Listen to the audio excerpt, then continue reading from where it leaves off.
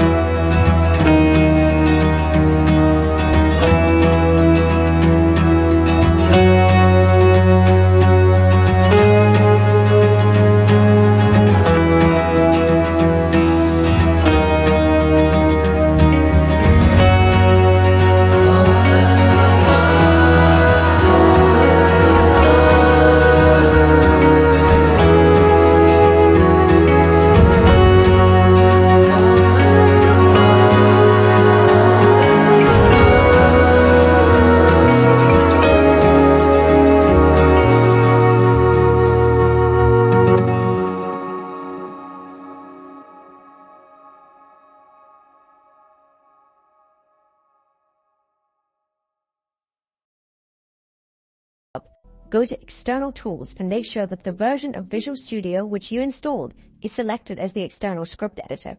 If it is not, and is not one of the drop-down options, select the Browse option and find and double-click the .exe file from your Visual Studio install location. Before we start getting into the layout of the Unity editor, we're first going to start with a few concepts relevant to our course, which should make everything easier to understand. I'll start with the very basics. Obviously, we're going to be using Unity as our game engine. If this term is unfamiliar, just think of it as a tool we use to simplify some of the aspects of game development. While this does make some of our game development obstacles easier, we will inevitably have to write our own code and logic at some point. We'll be writing this code in Visual Studio, the code editor we installed earlier. This will basically format and color code all of our logic to make it easier to analyze and understand. We'll be writing the actual code in the C# programming language. The basics of all of these tools will be covered extensively in this course, so don't worry if anything sounds unfamiliar. On top of this, there are a few Unity and C# concepts that will be useful to understand before you begin developing your game. A lot of the concepts in C# may be more useful to those who do not know how to develop in any language, so if you have some coding experience, you may be able to skip over a few of the next points. While coding in C# is an incredibly lengthy topic that could not be explained in any short amount of time, a few concepts may be helpful to know before we start developing. We'll begin with procedures. Procedures, usually identifiable throughout this course by the code word void, are areas of our code that we call at certain times to accomplish certain tasks, such as calculating high scores or generating map segments. The other main coding concept we're going to cover before we start is variables. You can think of variables like storage spaces for different kinds of data. The type of data that can be stored is determined by the type of variable. For example, an integer variable will store a number, and a string variable will store text. Now in Unity, there are a few more concepts that may be helpful to understand before we begin. An object is anything in our game that we can assign logic to, such as a character or power-up spawner. When we refer to a sprite, we refer to the art design for a character. In addition, a scene is Unity's way of differentiating between sections of your game, such as the main menu section or the level select section or even different levels in a game. It is, however, possible to create your game in a single scene, and for simplicity's sake, we will be doing so in this tutorial. This is not a problem for us, as our game is not going to be incredibly demanding. If we were making a first-person shooter with incredible graphics, however, using multiple scenes would be advised. Finally, when we refer to assets, we refer to files which we use in our game, such as PNG or MP3 files. Don't worry if this all seems like a bit much, as we will go over this throughout the course. The only thing that needs to be sinking in at the moment are the basic concepts of Unity and C#. Now that we've gone over the basics of our game engine and programming language, let's get started with the layout of the Unity editor. When you launch Unity for the first time, you'll be greeted by this rather intimidating layout. Don't worry if it seems confusing or complicated, as it will become much more familiar with time. In addition, a lot of the features you may see in the editor we won't need in this course. At the very top of the Unity editor is a menu where you can, like many other applications, save your project, load files, access help, etc. We'll get into this menu later, but it's what you're going to be primarily using to navigate Unity. Below this, we have our scene hierarchy. This is a list of all the current objects in our scene. Here is where we'll store everything in our game, from our character to our map components to our visual design objects. With a few more complex exceptions, if an object is not displayed in the scene hierarchy, it will not be influencing our game. Underneath this, we have an assets menu, which is a list of every single file stored in our game's directory. If we want to add a song to our game or a character sprite, we import it into this location in the Unity editor, which then allows us to add it to our game. On the right is the Object Inspector, which allows us to tweak the various properties of objects in our scene. This includes their position in our scene, size, rotation, the logic they have assigned to them, what they look like, etc. Finally, in the center of the editor, we have our Scene View. This will allow us to see our game in action, test it, try out visuals, and much more.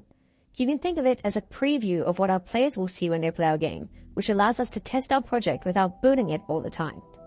Now, the location and size of all of these areas in your editor may differ depending on your window layout. If you're using the default layout like me, yours should look similar, but you can change this layout up as you get more familiar to see what works for you. Again, if this all feels intimidating, do not worry. You don't need to remember everything that we've gone over in this video, but it may be beneficial to watch it again, as you may understand some of the concepts the second time around. This is by no means required, however, as we will cover all of these basics throughout the course when we come across them. Hey there, and welcome back. Now in the last 3 videos, we've covered the introduction to my course, the basics of Unity and C#, setting up our development environment, all the concepts we need to know, but the time has come now for us to start actually creating our mobile game. Now, if you look at my screen, you'll see that I'm using the default Unity editor layout, and under Assets, I have everything that's auto-generated when you make your project, and this course assets folder, which you guys won't have. All this course assets folder is it's all the assets. So currently it's just PNG files, but later on when I add more to my game, it'll also be the MP3s, MP4s if I might need those, anything I'll need for my game. And all of those assets I'm going to link underneath this video under the resources section. So what you need to do is you need to find the resources section of this video, download the course assets zip file, extract the zip file so you just have a normal folder, and you need to put that folder inside the assets folder of your Unity project. And after you've done so, your screen should look exactly like mine under assets. Now our first task in Unity is going to be creating our character. This is not going to be incredibly hard at the moment because we're not going to add any complex logic, we're not going to add any scripts. We're just going to make the character that we're going to use as our main character for the rest of the course.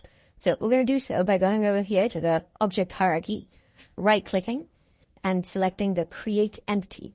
Now, we're going to name our player. I'm naming him Player. And on the right over here, we can see all of the properties this object currently has. So currently it's positioned on the x-axis, y-axis, and z-axis, which we won't really be using because it's a 2D game. However, I do recommend you always make this 0.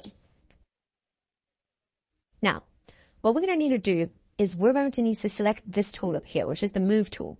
This, depending on your version of Unity, should be over here. If you have an earlier version, it might be up here, but find the Move tool, and you're going to have to drag this wherever you want. You can also do so just by changing these values. But obviously we can't see anything yet because this object doesn't have anything assigned to it. So to make it actually our character, we're going to add a sprite renderer, which allows us to add a sprite, which we covered earlier, a PNG file, to this object. So I already typed it in, but for your case, typing sprite renderer and select this one over here. And you can see over here, this should be all the default settings you have. And there's a sprite over here, which currently has nothing assigned to it. And these little boxes over here is what we're going to assign sprites or audio files, anything to when we're adding these components to our objects. Obviously, go into the course assets folder if you're using it.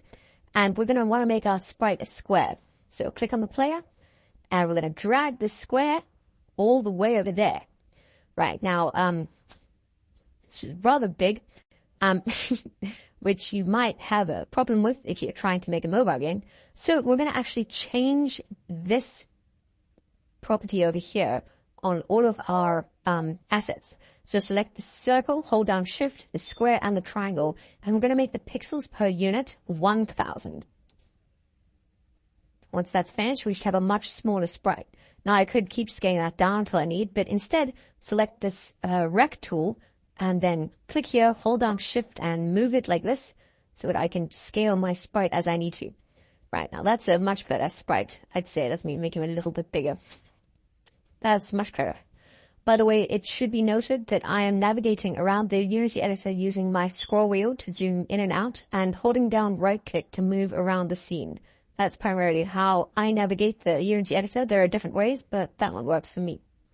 Then we can see the scale is set these very big float values, and the Z scale is set, which we don't really need. So let's make that 0, and let's make these 0.32. It doesn't alter much, and it's just easier for the computer to store those values. So right over here we have our sprite. He's just a square. If we click this game window over here, we can see how this will look once we play the game. And in fact, if we click this play button at the top, it will test our game and basically run everything. And we can see, obviously it's just a sprite, so it's not going to move, but this is how our character will look in the game. What's important to note is that if I make any changes during this game window, they don't save. So if, for example, I made him very young and then clicked over here, that change is not going to save. If I did it in the scene view, however, it would transfer over. That's just how Unity works. So you can make slight changes to your game while you're playing it, and you can test how they work, and then obviously it won't save. So keep that in mind. Now, our character is pretty much done for the most part. We've done pretty much everything we can. We can't do much else to it at this time because we haven't learned any other concepts. But for now, the only other thing we're going to do is change his color. So let's make him a nice yellow character. As we can see, that stands out a little better in our scene. Got our yellow character against the blue background. Don't worry, we'll improve all of this later. But if you followed on, you should have created your first character with a player, sprite render component, added the square sprite or your own sprite. I recommend using the official course assets folder, and change the color to whatever you like. You can even make it green or blue. I'm going to stick with yellow for now because I like how that looks. And there we are. If you've done that, you've taken the first step to making your mobile game. The next thing we're going to do is create an environment for this player so he's not just standing in the middle of the abyss. But good job, everybody, and I'll see you in the next video. Hey there, and welcome back to Unity. In our last episode, we created this player object and assigned a position and a scale as well as a sprite and a color to this object. What we're going to do in this episode, however, is we're going to create an environment to make our scene look a little bit more alive. Before we do that, we must first make sure that our Unity version is actually building for the correct platform we want, in this case, mobile.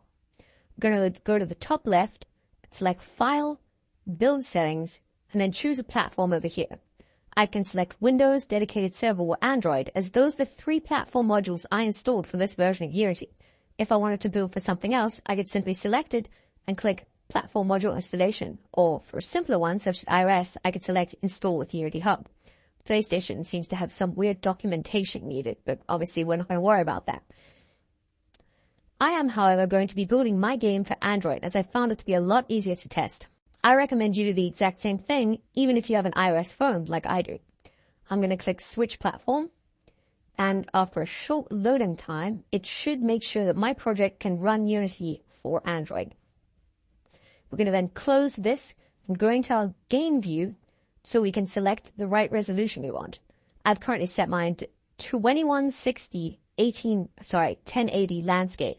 But you can pretty much select whichever one of these you want. You can do 1920 by 1080 or even portrait, but I don't recommend you do so for this course because we'll be building our game landscape.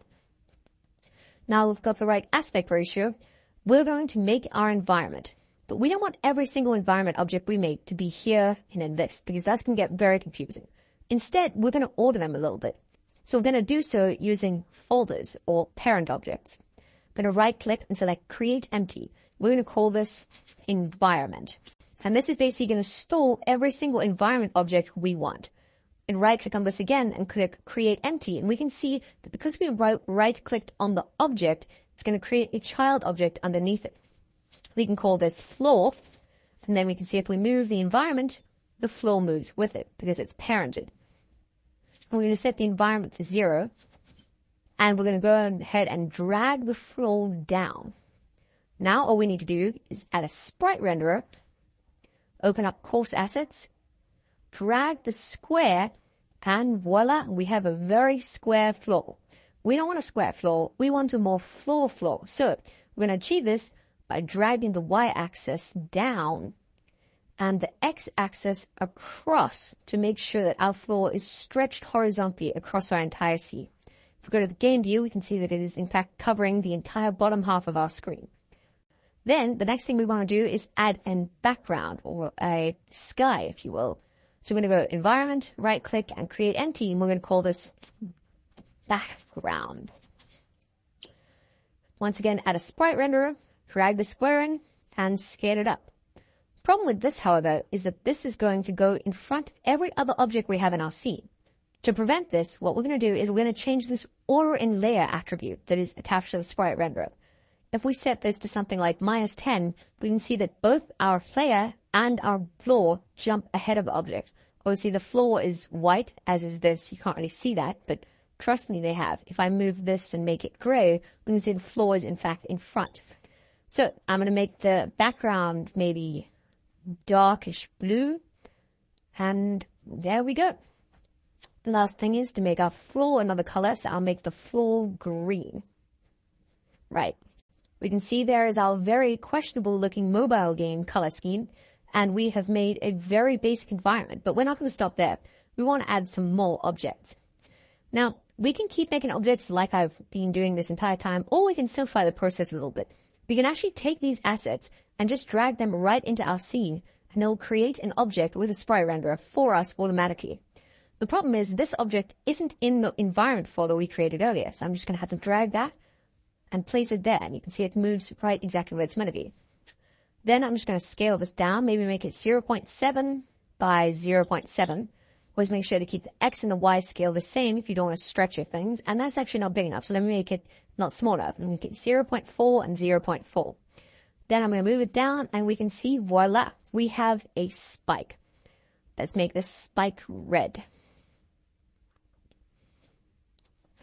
Now, this is a very small spike, and I don't want one small spike, I want 3. So what I'm going to do is I'm going to select this object, I'm going to click Control-C, I'm going to hit Control-V, and it's going to make an exact copy of the object in the exact same position. So obviously we can't see it now, but if we drag it out, voila, there is our second spike, and we can actually do this twice and make 3 spikes, which looks a lot better. Now what we're going to do is we're going to go ahead and click our gain view so we can see how it looks. Doesn't look bad. I think what I'm going to do is I'm going to go ahead and select the floor, select this rectangle tool, and then drag it down so it's covering the entire bottom half of the screen, which looks a little better in my opinion. The last thing we're going to do is add some coins. So we're going to use that quicker method we discovered, drag it right in. I'm just going to scale it down using the rectangle tool, and I'm going to put that over there. I think my coin color should be gold. That's orange. No, it'll work. Weird gold orange is going to be my color. I'm going to do the exact same thing I did with the triangles and just copy it across and make 3 coins. Then I'm going to select all 3 of these circles by holding down Shift and putting that inside the environment again. Now you can see our environment is all stored in this one object. So if we move the object, the entire environment moves with us. This could be useful if we want to make a weird game where the environment moves but not the player, but for our case, this is going to be a pretty static object. It's just used to store all of these different environment objects. Now, the last thing I think we should add is maybe a little bit of detail. So, first thing I want to do is make this slightly lighter because I don't exactly like how it looks now. I'm obviously going to want to just adjust these by holding down Shift and just moving them slightly up like so. And do the same thing with the coins so they look a little bit better. There we are, and I'm going to put the player on the floor so it actually looks like a game. Now our environment's looking a lot better now, but I want to move every single thing, including the player, a little bit to the right. But instead of doing that, I think I'll just move my camera to the left. Now the camera is going to be what's capturing every single object on the scene. We can see that if I move it, we can see the preview in the bottom right is changing. So if I wanted to make a camera follow script, I'd obviously move this and the camera would capture different parts of the screen. So I'm going to move that slightly to the left, maybe there, and everything's looking a little bit better in my opinion. Now our environment is basically done. Obviously we're going to need to add a little bit of logic to all of these components in a bit, but we're going to get to that later in the course. The coins and the things don't really do anything now. We click play, everything just sits there statically. But we've taken the first steps to building our environment using Unity. Good job. And I'll see you in the next video. Hey there, and welcome back to Unity. Now in the last episode, as I'm sure you remember, we created this very questionable looking environment for our mobile game. What we're going to do in this episode, however, is we're going to actually delete some of the parts of this environment that we made because they're a little too complicated for where we are at this course. And we're going to assign logic to the ones that are left. Now, this might sound like we're moving backwards, but we're not, because the point of the last episode wasn't to teach you how to make this exact environment. It was to teach you how to make new sprites, add them to your game, and order them using those parent objects we went over. So go ahead and delete all of the coins and the spikes in your scene. So you have just the floor, the background, and the player left.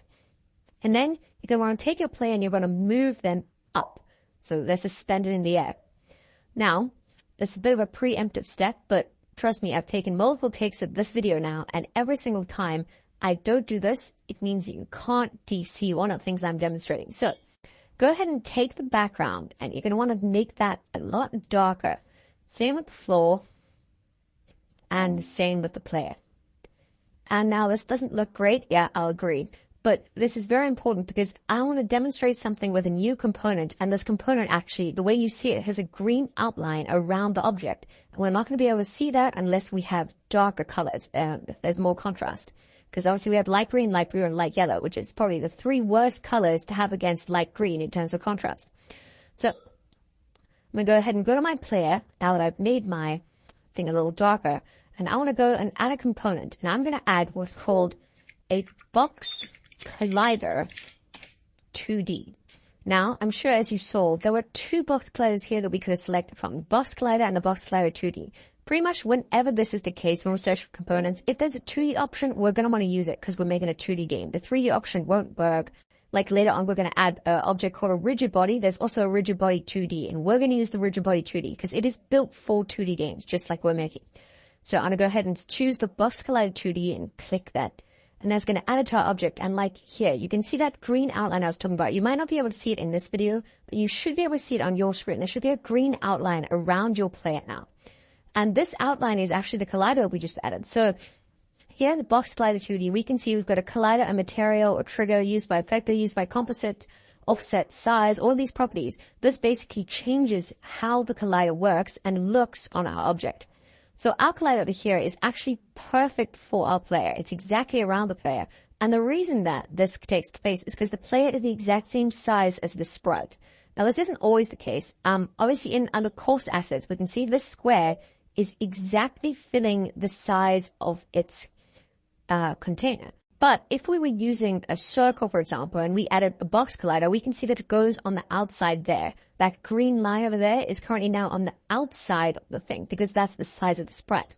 So because we're using a square, we shouldn't have that problem, but that's just something to note about later.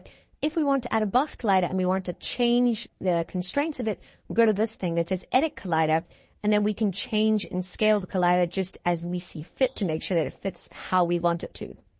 Now, our box collider over here is basically going to tell Unity that when we are colliding with an object, if I drag this down and I go over the floor, that's going to trigger the collision event and Unity is going to react accordingly. Now, because this is a normal box collider, what should happen when we fall is actually going to stop because it's a normal box collider. We'll get into another type of box collider later, which is called a trigger. And we can actually change it to a trigger by just ticking that. And then it's not going to stop, but it's going to trigger the same event. So we'll use that obviously. If, for example, you're making something like a bullet, like a projectile that goes through an enemy, you'd want to make that a trigger because then it's not going to stop when it hits the enemy. It's going to go through, but the enemy's still going to trigger an event. And you can say, okay, take that much damage. Obviously, that's a little higher grade now, but we'll get into that later. If we do run the game, however, we can see that we're just going to stay suspended in the air, not collide with anything. So we're not going to see the effect of the collider. And if we actually move this down, we can see we go through everything. Now, this is for two main reasons. One, it's because the floor doesn't have a collider attached to it. Two, so we're not really colliding with anything. We're just kind of colliding with nothing because it's just a sprite. It's not a collider.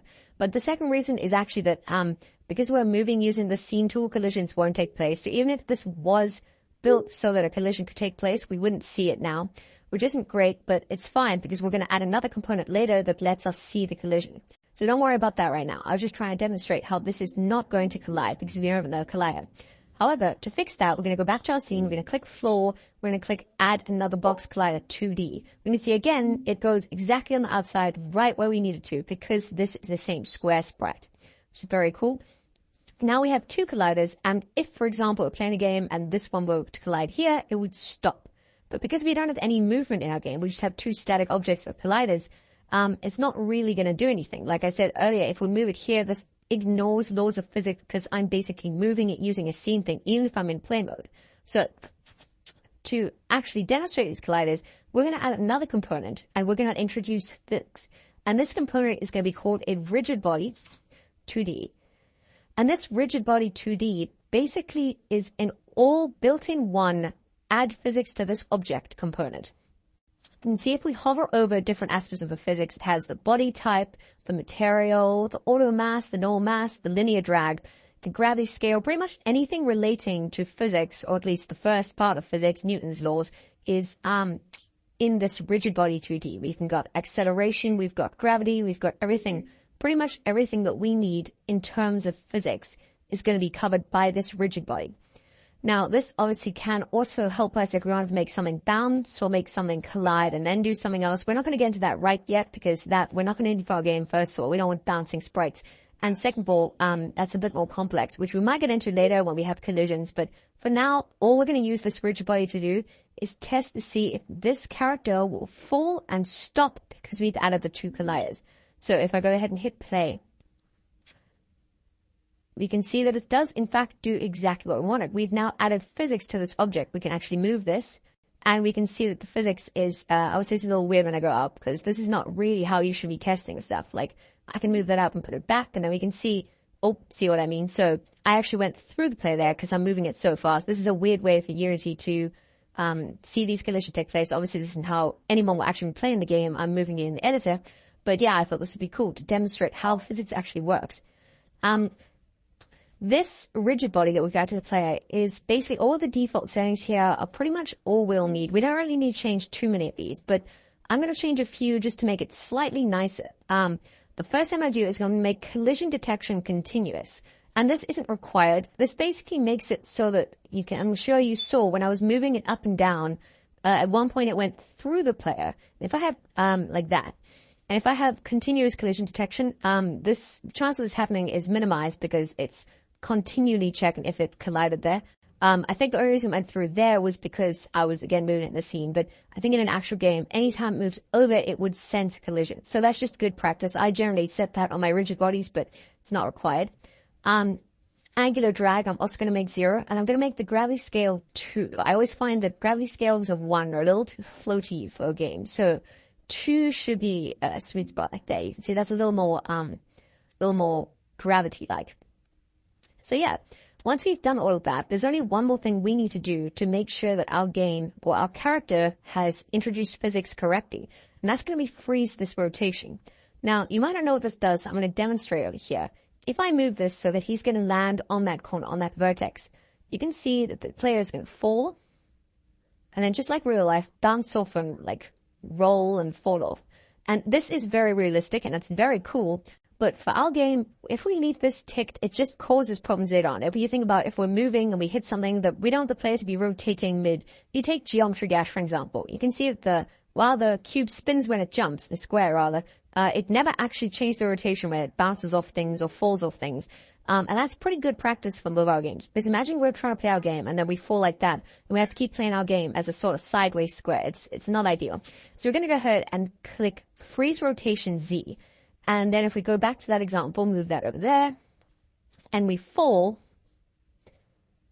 we can see that we no longer fall. We stay on the edge, and we can actually stay on the edge right up until nothing is colliding anymore, in which case we fall through. So that's the beauty of these colliders, and that's what freezing our Z rotation does. After we've done this, we've pretty much done everything that we need to in this lesson to cover the basics of an introduction to physics. We could also add a rigid body to this floor, but as I'm sure you've guessed, then the floor would just fall just like the player has, and that wouldn't be ideal. And there's really no point to adding a gravity scale of 0 to this floor object because it's just a little tedious. We don't need it for our game. So for now, we've pretty much done everything that we can, and we've introduced physics into our game. We can see now we have a falling cube, which is very cool. It's going to allow us to start the next lesson, which is actually going to be adding our very first C# script, and we're going to make it so that our player can move around. Hey there, and welcome back to Unity.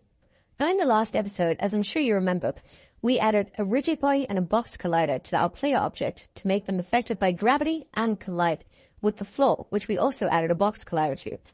Now, this is cool and all, but there comes a certain point in our mobile game development journey where we need to actually start writing our own code if we want the objects to do pretty much what we want. In this case, I want to create a movement script for my player to start making this game a game. Because currently, all it really is a square that falls to the ground. Not super exciting. Now, to do this, I'm going to need to start writing my own code. And this can be a bit of an intimidating thing to do when you're just starting out.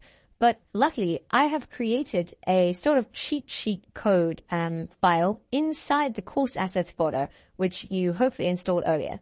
If you didn't, you don't need it, but I do recommend you install it because it can be quite useful. If we go ahead and open that up, I have got over here a list of all the very basics of coding, which with examples. And while most of these things don't really do anything yet, this can be helpful, especially later on in the course when we learn about them, for you to come back and check if maybe something's not working, that you've got the syntax right. So right at the top, we have variables. And I'm sure you remember from our introductory video, variables are basically just storage spaces for different types of data. This X variable stores an integer or a number. This Y variable stores string or text. This Boolean variable Z stores a Boolean or true or false. And this rigid body RB stores a rigid body component, which is the exact component we added to our player earlier. Making variables like this will allow us to actually reference them in our code. So we can go ahead and assign that specific rigid body to this variable we made called RB, and then alter the RB variable, which will in turn alter this rigid body. For instance, if I wanted to change the gravity scale, I could write code that said RB.change gravity scale, and then RB, whatever it's linked to, which would be a rigid body, which in this case would be this particular rigid body attached to the player, its gravity scale would be changed. Now underneath this we have arrays, and I had never gone over arrays before, and we're going to get to it later in the course. We won't need them now, but it seems like a decent thing to just at least go over right at the start. Now, what arrays are basically like variables, but in a list. So you can see up here, it looks exactly like public int x, except it's public integer, and then it has two square brackets afterwards. And what these square brackets basically mean is that I'm not going to store one variable in here, I'm going to store many variables. And so this public int x array is basically going to store a list of variables called x array, different ones. You can say, okay, the first variable in x array, and you can assign a value there. Then you can assign a second value and a third value. And this is actually really useful if, for example, if you think about we want to maybe store all the scores of a leaderboard, we want to make a different variable for every single score. Well, it'd be better if we make public integer array, call it scores, and then assign every single player's score to a position in this array. We've done the same here with a string, which you can maybe use to store dialogue or text or something like that. If this doesn't really make a whole lot of sense to you right now, I don't blame you, because it will make a lot more sense when we do it, but don't worry. I just wanted to cover the very basics of what arrays are. Underneath that, we have procedures, which we have gone over in our previous video. Basically, procedures are just areas of our code which we call at certain times to accomplish certain tasks. So this void start, this procedure, is actually auto-generated by Unity, and this is the procedure which Unity calls whenever this code runs for the first time. This update procedure is very similar, except this procedure Unity calls every single frame. We'll get into those a little later when we're writing our movement script, but just know that these procedures are just like we talked about, except Unity's calling them. We're not calling these. Underneath this, we have another example of a procedure. This procedure is called open chest. Obviously, it doesn't do that, but I just wanted to demonstrate that you could actually write your own procedures. Underneath this, we have our new concept called local variables. And local variables, we can basically write in the syntax. Syntax is the text format we need to write stuff in code to make sure it works. We can write that with the syntax int x equals 3. And what this is basically going to do is this is going to make a variable called x set to 3, but this variable is only going to be referenced inside this method. Once this method runs out, the variable gets effectively destroyed. If I call this something like local var, and then I go ahead and try and reference local var in here, we can see that there's nothing cool. If I type it in, it says the name local var does not exist in the current context. If I move it inside this procedure, however, we can see that it knows exactly what to do. And it doesn't say it doesn't exist because it's right there. We've decided, right? So underneath this, we have our if statements, and these are conditions. And this is practically one of the most fundamental aspects of coding, conditions. If statements, if else statements, if else if, etc. I'll get into all of those now. Basically, all these statements do is they check logic. So, for example, if we're making our jumping script and we want to know if players landed, we'll check that using an if statement. Well, not exactly in our case because it's not great for performance, but if you could theoretically check every single frame if player grounded, and if he is, then say can jump, for example. Over here, we're saying if x is greater than 5 or if x is equal to 3. A good example of if statements is if we were trying to calculate whether the player has scored a high score. So if he did, you could say if score greater than high score, or if score equal to new high score, or if high score is less than our current score, then run code which basically says, okay, this is a new high score. And this else statement will only run if this statement doesn't. So what this actual code is saying is if my variable x is assigned to the value 3, run this code. If it's assigned to anything else, run that code. We can actually expand these statements a little bit by going, if x is 3, do that. Otherwise, if x is equal to 5 for 4, do that. Or if x is equal to 5, sorry, I put one equal sign instead of 2. X is equal to 5, do that, else do that. And this code is a little more complicated. It's going to say, okay, if it's 3, do this. If it's 4, do that. If it's 5, do that. Anything else, do this. And this kind of code isn't great because you can see that the computer has to run through that, then that, then that, then that. But for our first mobile game, if we code some things like that to make it a little bit easier to understand, it's completely fine. It's part of the process.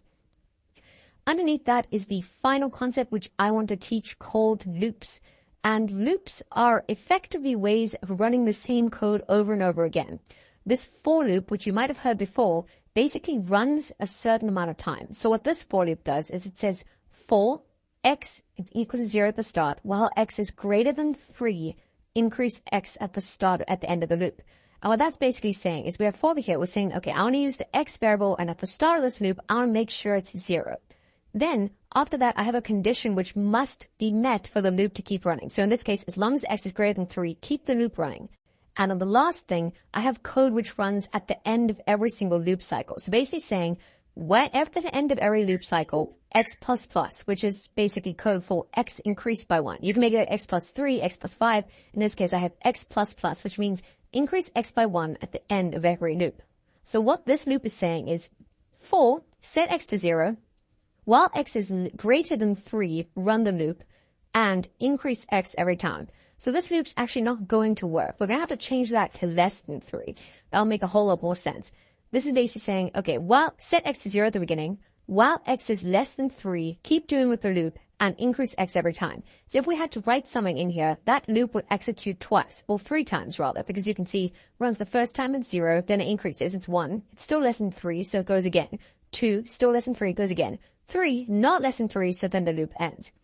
Underneath that, we have while loops. And while loops basically do the same thing as for loops, except the condition for a while loop just needs to be true, and the while loop will continually run forever.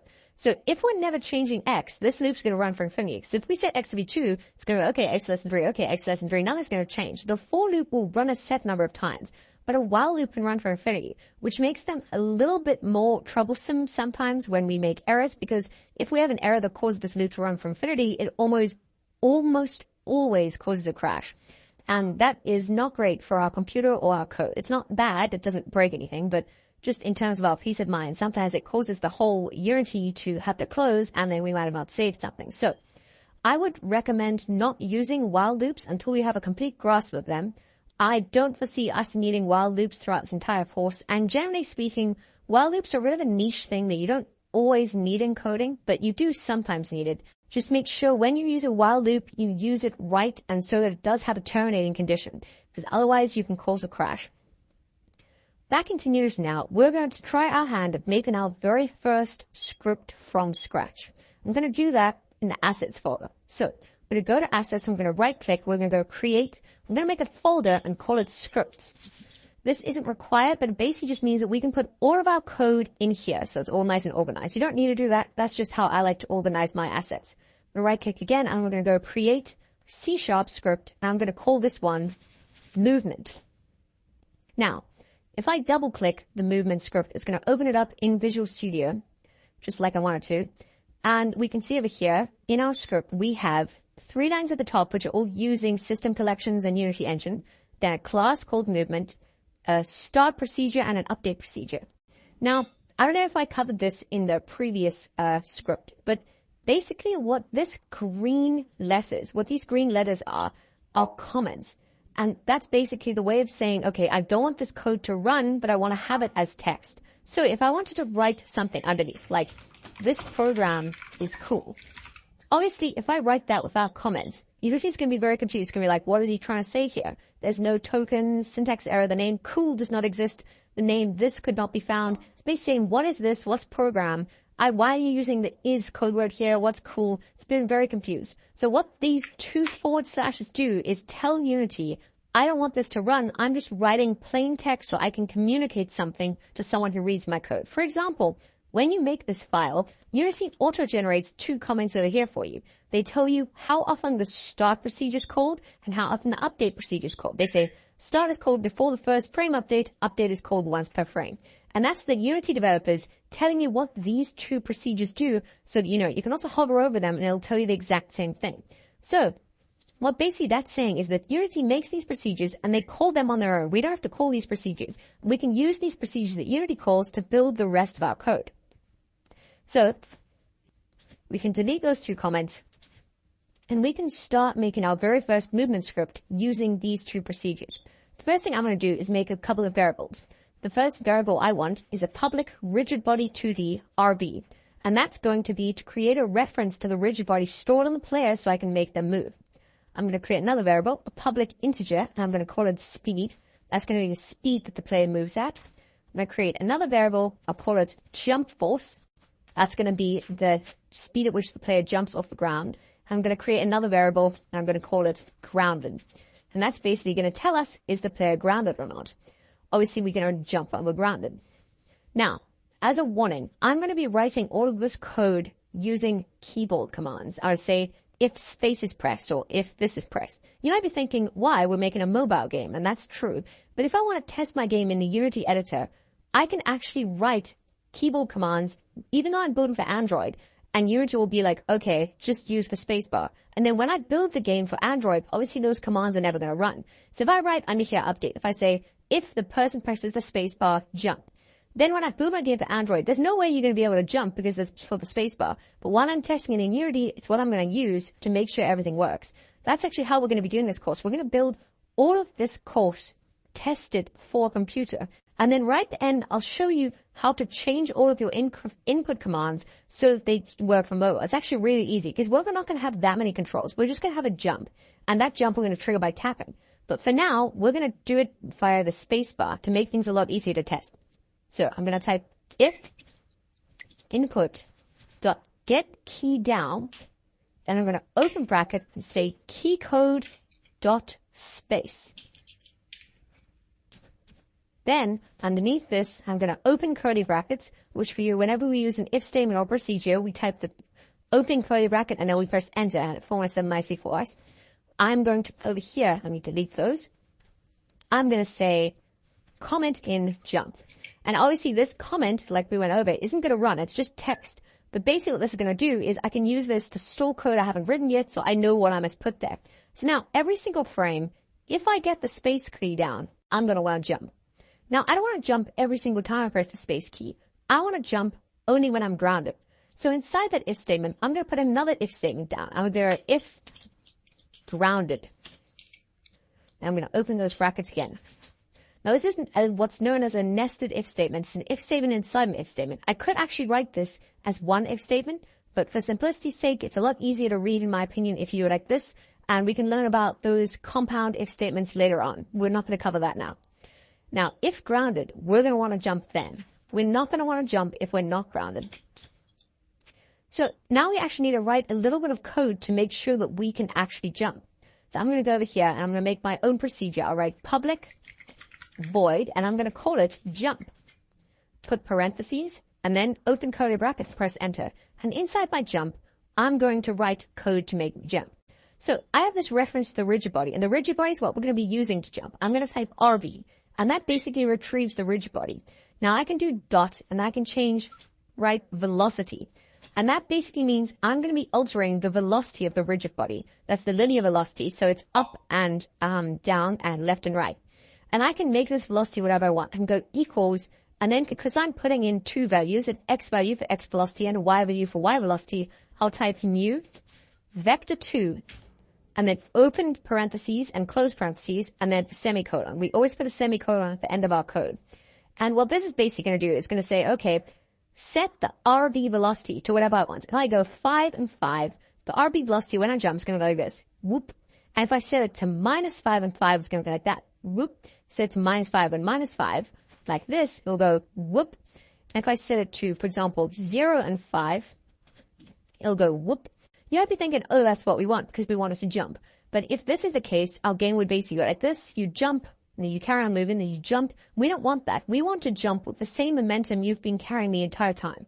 So in other words, we want to keep the velocity of whatever the rigid body is in its x directions. If you're moving back or forward or standing still, we want to keep that. And we only want to change the y. So I'm going to make this y value jump force. And that's the variable we made over here. So currently this integer is set to 0 because we haven't assigned a value to it. But we can go to the Unity editor and we can change jump force to whatever we want. And that's the speed with which you jump. And then instead of putting 0 here, I'm going to type rb.velocity dot x, which is basically saying, okay, make the velocity the x velocity, so don't change the x velocity, but make the y velocity whatever value is stored in jump force, which is going to be a number which we're going to assign whatever we want. And that's pretty much all our jump code needs to be. We're going to jump up and fall back down. And this should actually work if we go into Unity, if we simply remove the comment from this and put parentheses after. And then we're actually calling this method, because we've typed jump parentheses, we're calling this method. If I had another method called jump up, I could type jump up parentheses and that would call that jump up procedure. But because I don't, it doesn't bind anything. Because I have this jump procedure though, I'm calling the jump procedure as long as I press the spacebar and I'm grounded. Now, I'm going to jump up and land back down. Obviously, we haven't finished coding that yet, but if we go into Unity, that should actually work just how I want it to. The only thing I'm going to need to do, however, first of all, is I'm going to need to assign a few of these values. So, the first thing I want to do, if you haven't already, drag obviously your movement script onto the player, like so. Then, once you've done that, take your rigid body and drag it onto this RB variable, so we have a link to them. Then you can set the speed to whatever you want. I'm going to set 5. Obviously, I haven't coded that yet, so it's not going to do anything. And I'm going to make my jump force 5 as well. Then I'm going to tick this grounded variable, because we can see in our code, I can only jump when I'm grounded. And because I haven't actually coded the grounded logic yet, I'm never going to be grounded. It's automatically going to set to false, and I'm not going to jump. But if I set ground to true, it should work. So now, if I'm playing and I press jump, you can see I jump up, which is really cool. We've now coded a very pathetic little jump. And the reason we use variables is because I'm sure we can all agree that jump is nowhere near high enough. So I'm going to change this jump force and make it 10. See, that's a little better. I think that's almost good enough. I'm going to make my jump force something like 12. Then, whoop, we have a nice big jump for our mobile game.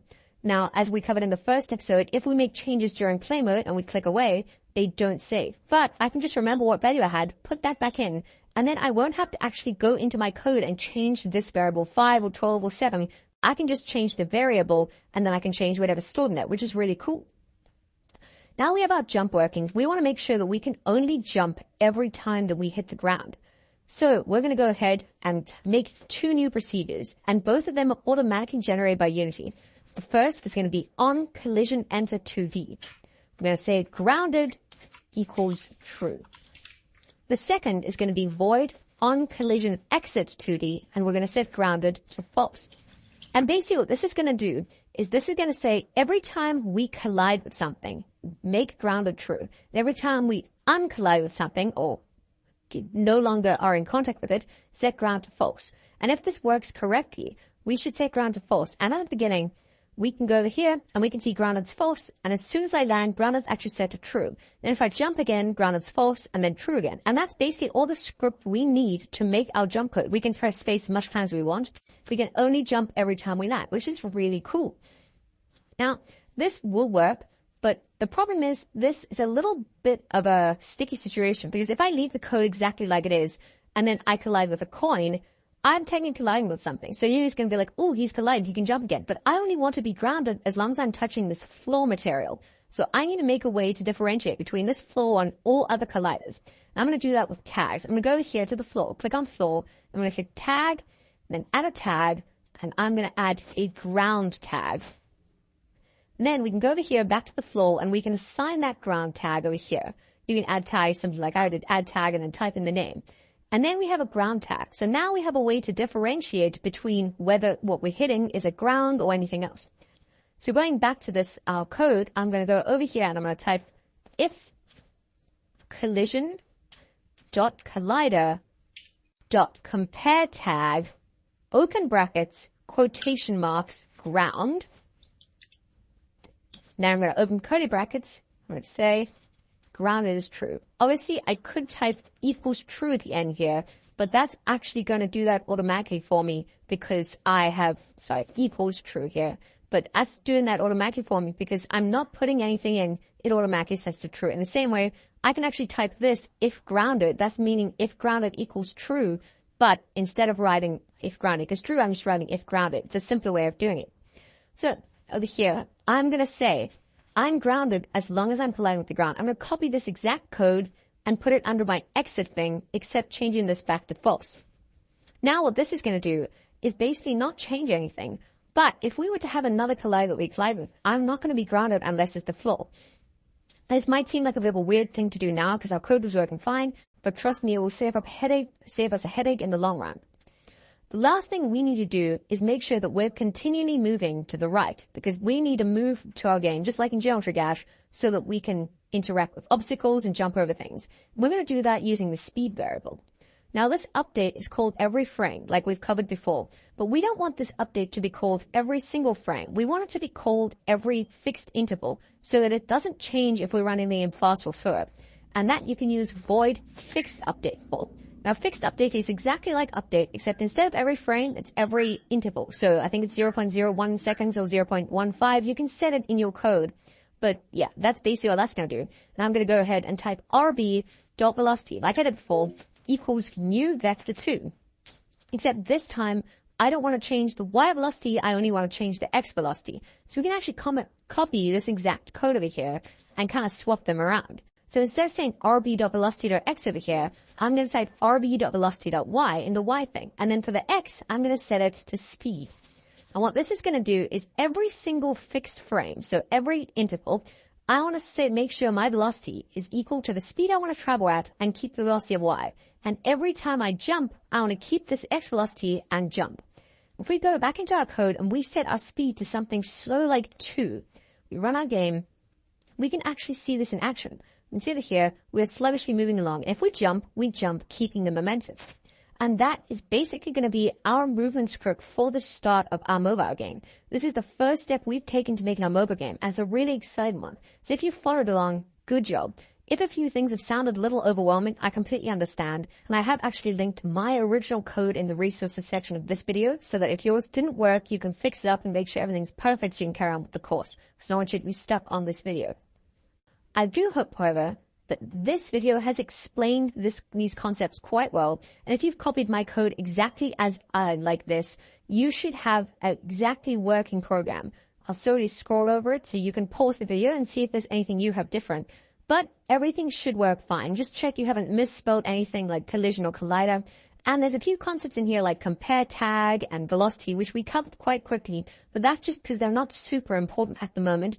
They're just used to do the movement of our character. So we're obviously going to repeat them. It's going to become a lot more familiar. But if you've gotten to a point where your character can move and jump, great job. You've taken a massive stride in your mobile game development journey. I'll see you in the next video. Hey there, and welcome back to Unity. In our last rather long episode, we created our very first C# script and integrated it into the Unity editor, which allowed our player to move along the scene and jump. This is great. It's a really big step towards making our mobile game a reality. And we can actually see it in action here, just like we did last episode. We can move along and jump. And obviously we can only jump when we're on the ground, which is really cool. The problem with this is that once we reach the end, we have no idea what happens to the player because we're just seeing this. I mean, us as the developers know the player is currently plummeting to his demise in the editor into the abyss, but the players will have no idea that's happening. So to minimize this issue, what we're going to do is we're going to create a camera follow script. And we're going to make sure that the camera is always following the player to make sure that we always know where we are as the players. Now, we're currently a bit lost in editor, so I'm going to teach you another quick trick of Unity. You can double click on the main camera and it'll take you right back to where you want to be. You can do the same thing with the player or the environment. Basically zooms in, right? So if we've lost somewhere in editor, we're like, oh, where am I? Double click the main camera and you are back. Now, let's go into scripts and make our camera follow script. Right click, create C# script, and we're going to call this camera follow. Make sure you don't name your script camera because that's a reserved word, and I did that a while back and I ran into so many issues and I don't know what was causing it, but yeah, thankfully, you don't have to make the same mistake I did back in the day. So yeah. Now go to the main camera and make sure your camera follow script is assigned to your camera. Also, as a general note, when naming scripts, make sure to not include any spaces, as this will make Unity unable to read the script because this name over here, the class, has to correlate with the name of the file. And obviously this class name can't have a space because then the code won't know what the class is and where the mono behavior starts, and it's a mess. So make sure it's one word. Now, open up your camera follow script and we're going to start by making our variable, just like we did last time. Except this time, instead of referring to a rigid body or a string, we're going to refer to a game object.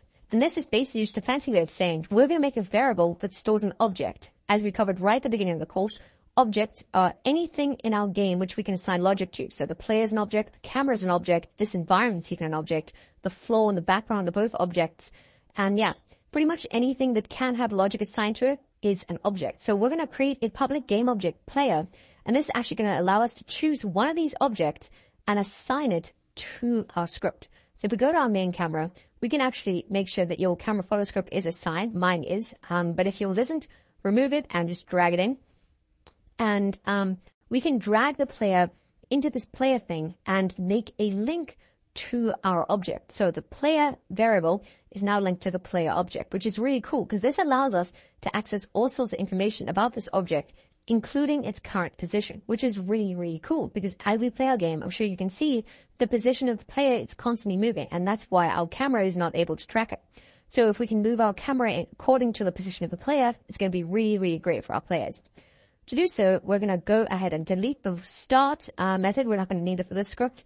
And we're going to go to the update, which, as we covered last time, is the procedure that Unity calls every single frame. Obviously, since we're building a camera follow script, we want to make sure that the camera and the player's positions are synced every single frame.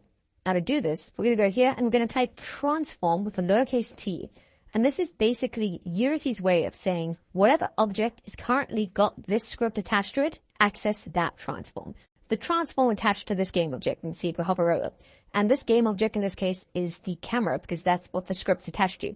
Then we'll go dot. We can see all the different parts of the transform. We can do transform.position, transform.local scale, transform.rotation, anything we can think of. We're going to need transform.position right now. So we'll go transform.position. We'll go equals. Then, here's where the cool part comes. Because we've made a link to our player, we can type player dot transform dot position. And then if we hit enter like that, this is basically all the code we need to make sure that our transform, our position, is always set to the position of the player. If we run our game, this actually looks like this.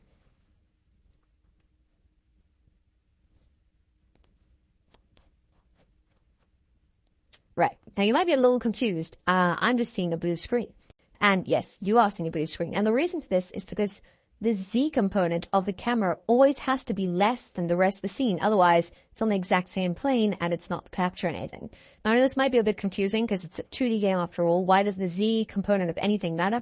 And generally it doesn't. But just make sure that as a general rule, all of your Z components of everything else is always set to 0 and the camera is always less than 0. If it's -1, that's fine. If it's -100, that's fine. But -10 is a good sweet spot. Now, we don't exactly want the camera to always be the exact same position as the player for obvious reasons. So instead, what we're going to do is we're going to only assign specifically the X position of the camera to the player. And you'd think you just go transform.position.x equals player.transform.position.x.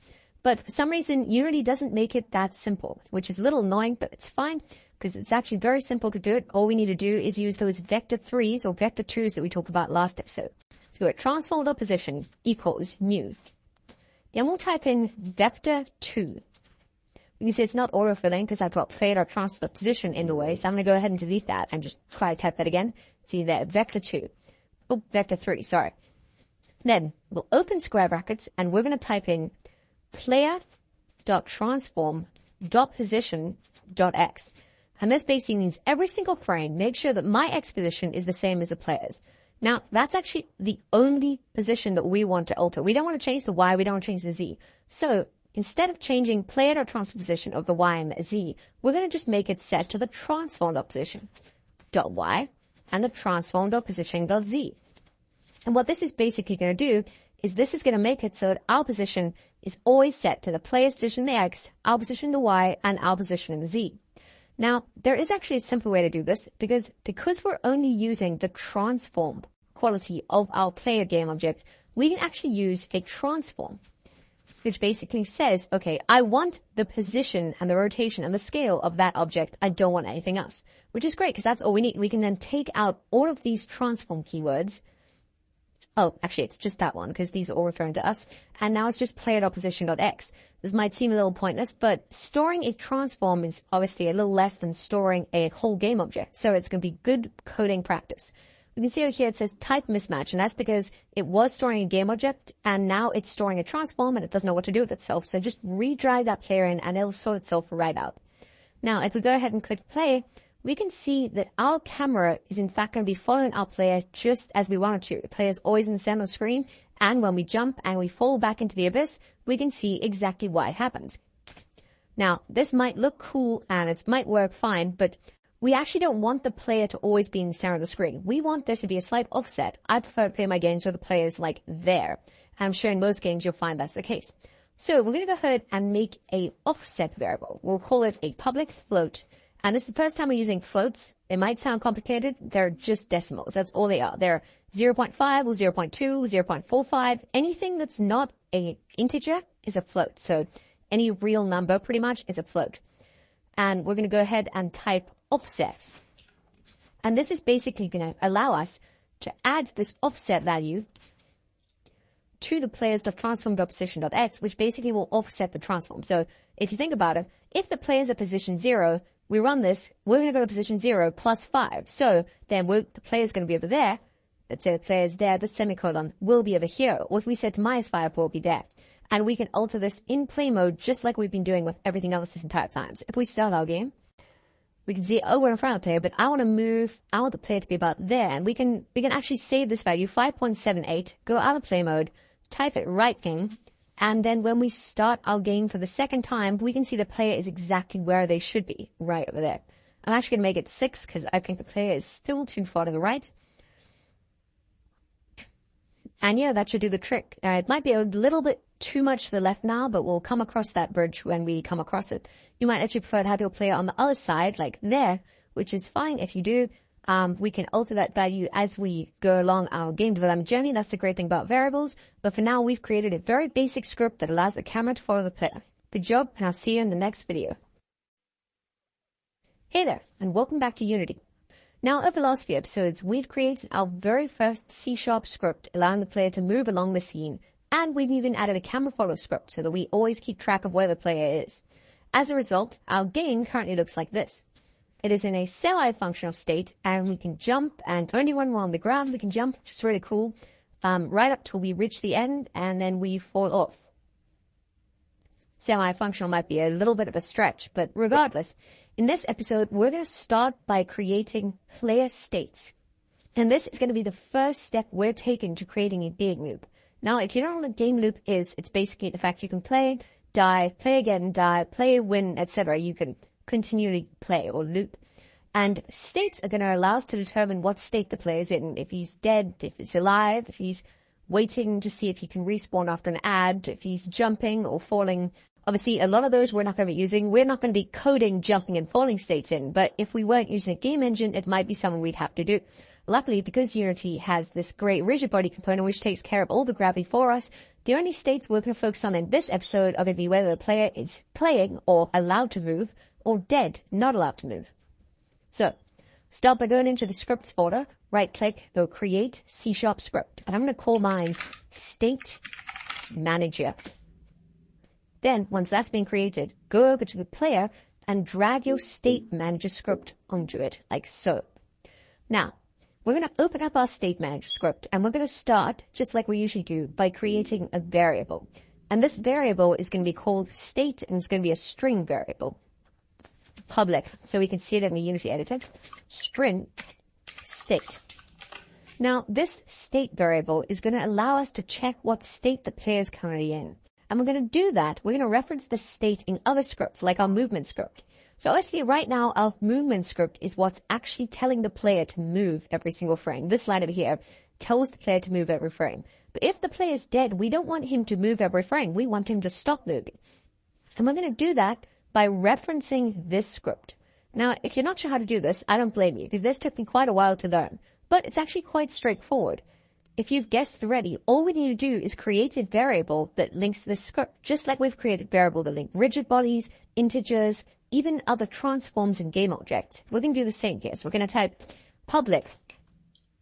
Then we're going to type the name bar script, State Manager. And we're going to call this State Manage.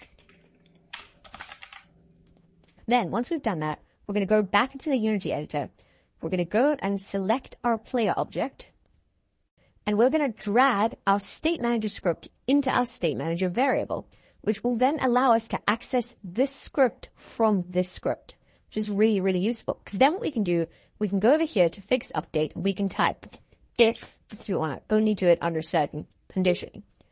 And we're going to call state manage dot state, and we can actually access variables in this state manage script simply by typing dot and then the name of the variable. Then I'm going to type 2 equal signs, and then we're going to say playing with a capital P. Underneath that, we are going to put our code over here, meaning that every single frame, only if we are in the playing state, we're going to set the RB.velocity to that. Otherwise, we're not. This is going to be really cool because if we go into Unity and we hit play,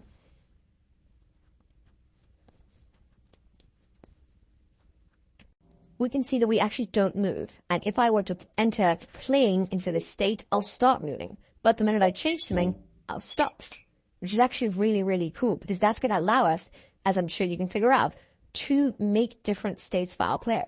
So the way I'm going to do that is I'm going to go over to the state manager script. And now the last thing I need to do is make sure that this state is assigned based on what I want the state to be. So when I start, I'm always going to want the state to be equal to playing. So we start moving. But when I collide with something, I'm going to want to die. When I collide with an obstacle, I'm going to want to trigger the death state. And this death state is going to be exactly what it sounds like. It's going to make this state into dead. And then obviously we will no longer move. And what's cool about this is actually later on when we add death effects and all sorts of things like that, we can use the state machine to simplify that process. So I'm going to delete my update because I'm not going to need it here.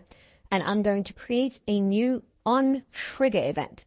Now, if you remember last episode, or 2 episodes ago, we had our on collision events. And this is basically saying when I collide, do this. And this code, obviously, as we went over, when I collide with the ground, I want to set ground to true.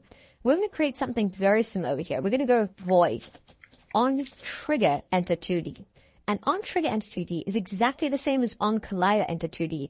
It's just the collider is a trigger. So because our player is going to be using a normal collider, you might be, why are we using a trigger? But the reason is actually because the obstacles we're going to add in a second, we're going to use triggers for.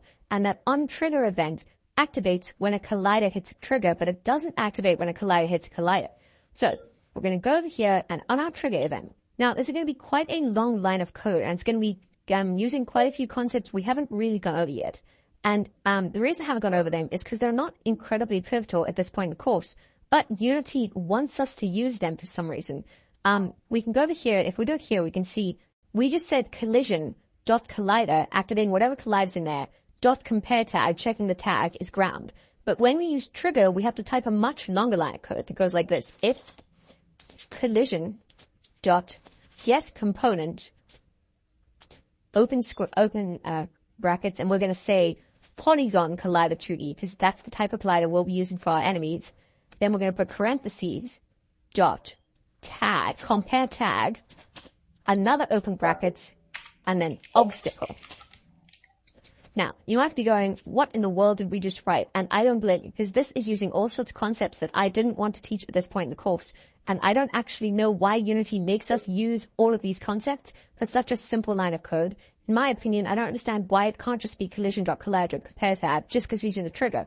But for whatever reason, Unity wants it like this. And I tried in a previous take of this video to do it the other way, and it causes all sorts of problems. So just copy the code exactly as I have, and don't worry if it's a bit confusing. We'll have collision.getComponent, open or less than sign, then polygon collider 2D, greater than sign, open bracket, close bracket, dot compare tag, open bracket, quotation mark, obstacle, quotation mark, close bracket, and then we're going to write in our if statement, state equals to dead. Now, the first thing we're going to do to check if this works is we're actually going to make it so that our collider, we're going to make a new collider, a new object, and call it obstacle, and see if we stop moving when we hit it. So we're going to go over here to the course assets folder, and we're going to click the triangle and drag it into our scene, like so. Now, the first thing we're going to do is we're going to scale that triangle down, move it to about there, and I'm going to make mine red. There we are, that's a decent color, darker red. Mask the rest of the scene. There we go. Now what we need to do is we need to make sure that when we collide with this obstacle, we trigger the dead state. But obviously this obstacle doesn't have the obstacle tag. So to change that, we need to go here, you go add tag like we did last time, and type in obstacle. Exactly how I wrote it, capital O. Then we'll go over here. We're going to click, sorry, not the player, the triangle. We're going to click here and we're going to click obstacle. So that now it has an obstacle tag. But we don't have a collider attached to this triangle yet. So we're going to need to do that. Type add component, the polygon collider from earlier, polygon collider 2D, and make sure it's a trigger. You can see that's perfectly around our triangle.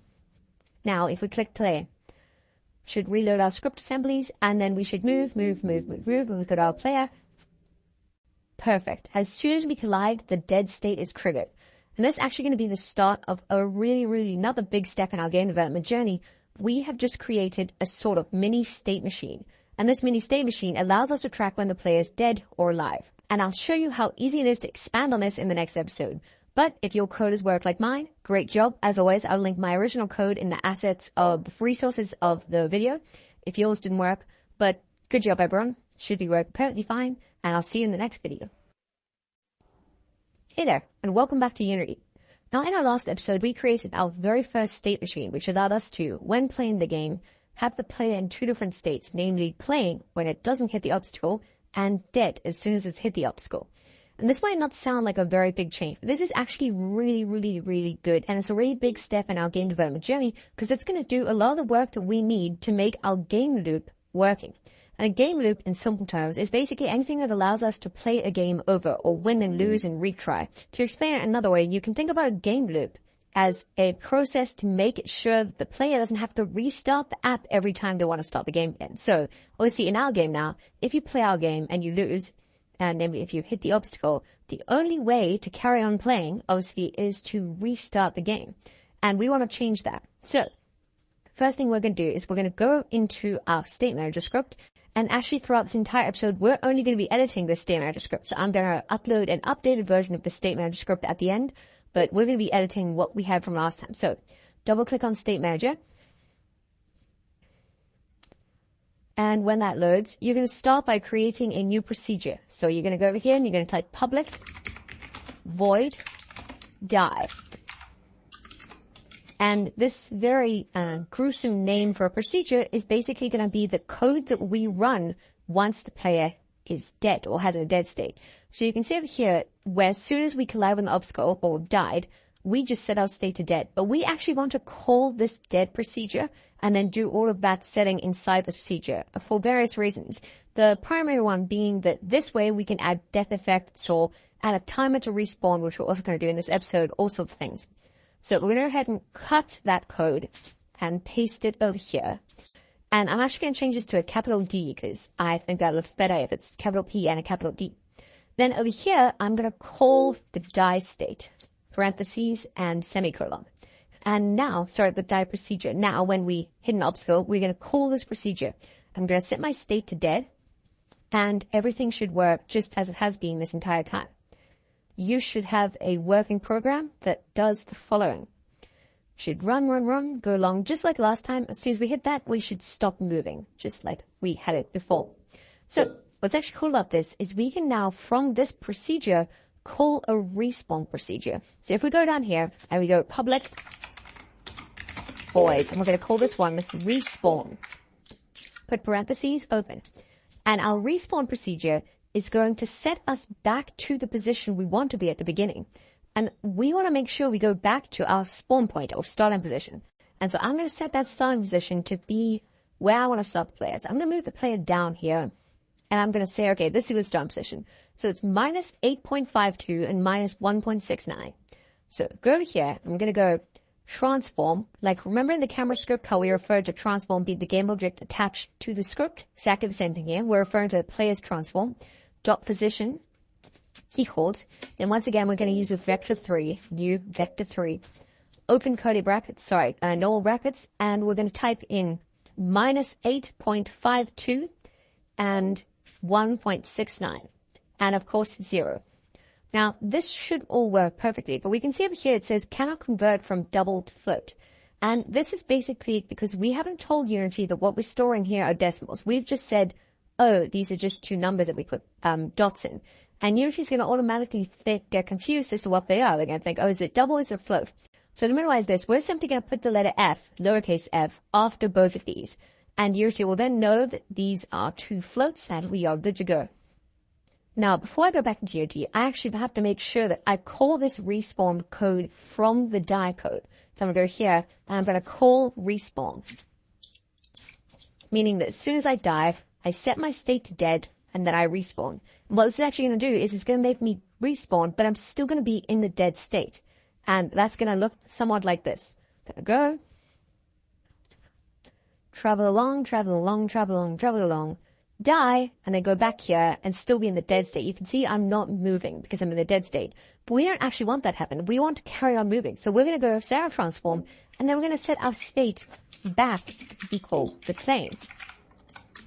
And this is our very first instance of what a game loop is, because now we can see if we hit play, we can move along, move along.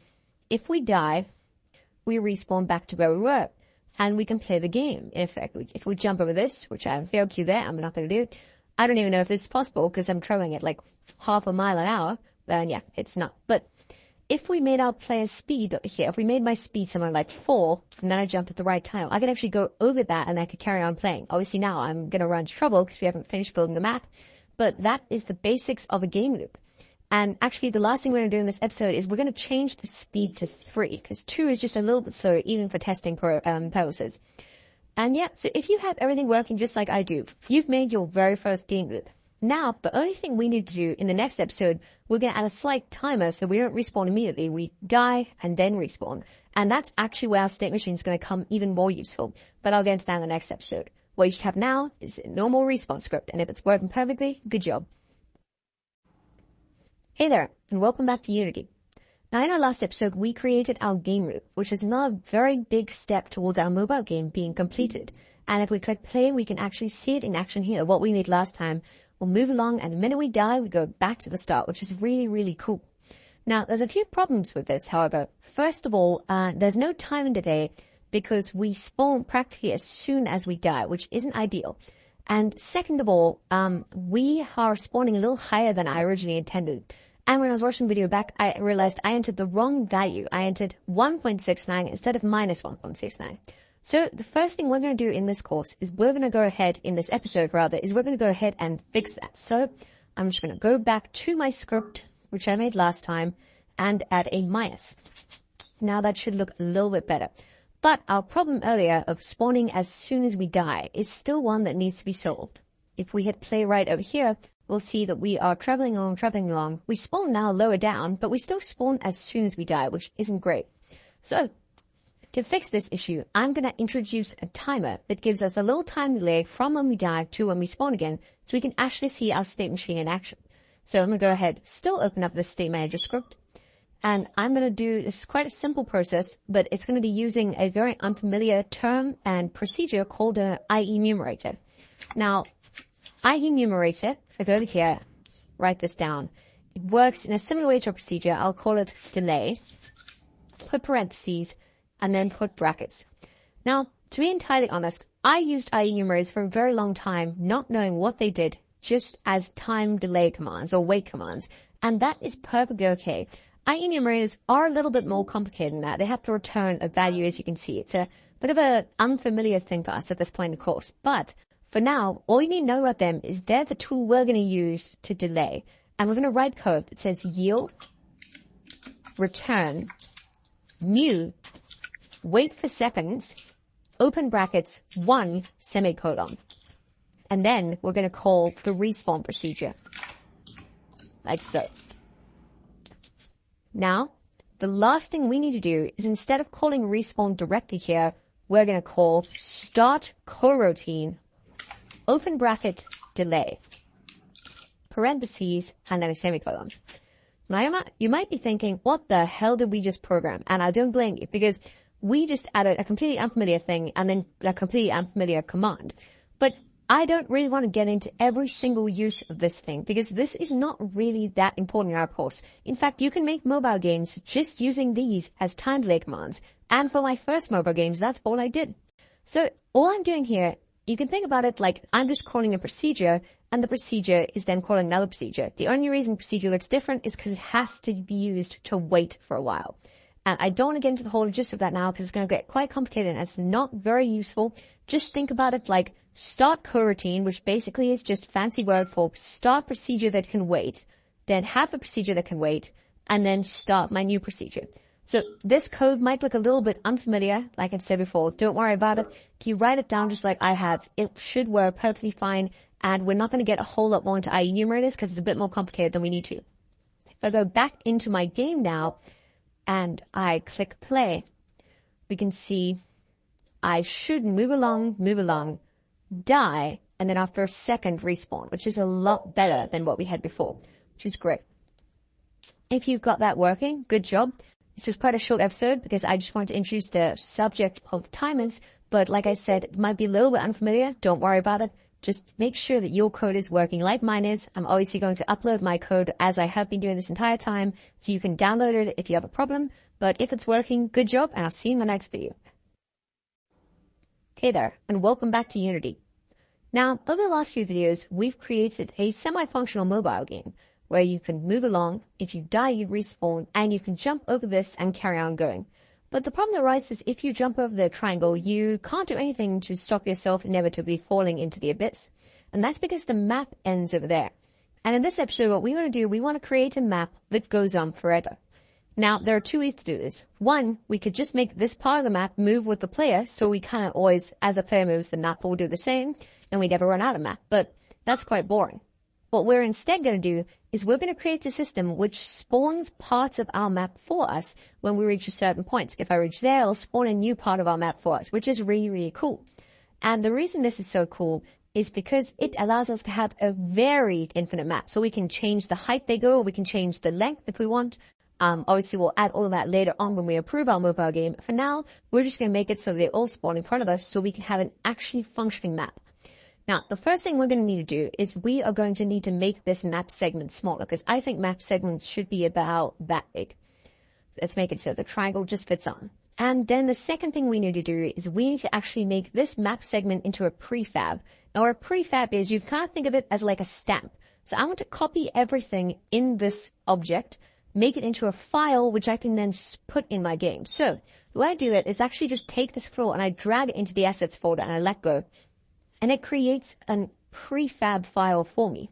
And then I can drag this prefab file into my scene and spawn it just like I want it. We're going to be doing this with code, but this is really cool because then if I go ahead and I change something about this, for example, making this light yellow, weird olive color, it changes all the prefabs. So I can actually update this however I want to, and everything will update with it, which is really, really cool. Obviously, we need to make the code that actually spawns these, but before we do that, we're going to first add another collider. Now, this part's very important. We're going to go into our prefab, and we already have a box collider, but we want to add a trigger collider. And we're going to go ahead and add an edge collider this time. This is going to be edge collider 2D, and it's going to, you can kind of see a green line. That's our edge collider. Then we're going to click on this button here that says edit collider, and we're going to click it, and we're going to drag this side over here where the box appears up to about there, I'd say. As long as it's about maybe 2/3 of the length up, that's fine. And then we're going to go ahead and uncheck this points menu, and we're going to copy, we're going to change this to 1 so it's easier to store. And then we're going to copy element 1 for the same position. So they're both stored over there. And the last thing I want to do is just move that slightly up, make sure this is 1 still. So what I've basically done there is I've moved the 1 point, gotten the X position of that point by unchecking this points menu, and then just simply taken it and copied it across, and then made the Y values so that they look like a wall that you can't go through, which is exactly what we want. Now, obviously, if I played it now, I would go there and I would stop, wouldn't be able to go through. So if I make it a trigger, I'll be able to pass through perfectly. But this does actually create a few problems for us. I remember earlier when I was editing one of our previous scripts, I believe it was this state manager one over here.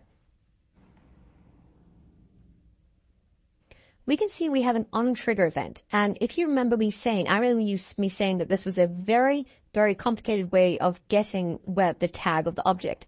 And I was right. It's very stupid, and it was not actually what we need to do. So Unity doesn't actually require us to write this entire line of code. We can actually take out everything here and replace it with .gameObject, .compare tag. And that will do the exact same thing for us. And the reason this is so helpful is because that previous way was getting the collider and then getting the game object, which was just a little bit tedious. This way is a lot more simple because then we can just get the game object. So I want you to go ahead into your state manager script and change that to .gameObject so it all works perfectly. You could have left it like it is, but trust me, you'll run into problems later. It's not worth it. Just change it to .gameObject and everything should work fine. And then in our new script, we're going to do something very similar. But first, let's just test that that works. If it does, we should be able to die just like we have been and respawn. And you can see it works perfectly. So go ahead and make sure you change that to collision.gameObject. The reason I thought it was the more complicated method was because in a previous take, I had written it in a similar fashion to this, and Unity had told me that that was deprecated and old. So I assumed that was the only way to do it, but I guess there was another simple way. So my apologies for that. But yeah. Just make sure you fix it to collision.gameObject.compareTag. That's a lot simpler. Then we can actually go ahead and make our new script. So we're going to right click here and we're going to go create C# script. We're going to call this map spawner. And we're going to actually add this script to the player. The reason we're going to add it to the player is because we want to spawn the map relative to the player's position. So if I go ahead and drag that onto the player like so, we can see I have my map spawner attached to the player. And now when I reach points in my code where I want to spawn a map piece, the player will pass through it and it'll spawn a map piece in front of the player, which is exactly what I want. So the way we're going to check where we're doing it is with this collider we added. Obviously we have a trigger collider. So we're going to say whenever the player goes over that trigger collider, spawn a new piece of the map, which is perfect. I'm actually going to go into my code over here where I'm going to go to the state manager code and I'm going to copy this on trigger event exactly like it is. Copy it. Then I'm going to open up my new script, the map spawner script. I'm going to delete these and I'm going to put it there. Void on trigger enter 2D. The only thing I'm going to do here is I'm going to change this tag from obstacle to ground. You'll remember that was the tag we made for the ground earlier. And I'm going to delete this procedure and replace it with my instantiate procedure, which I'm going to make in a second.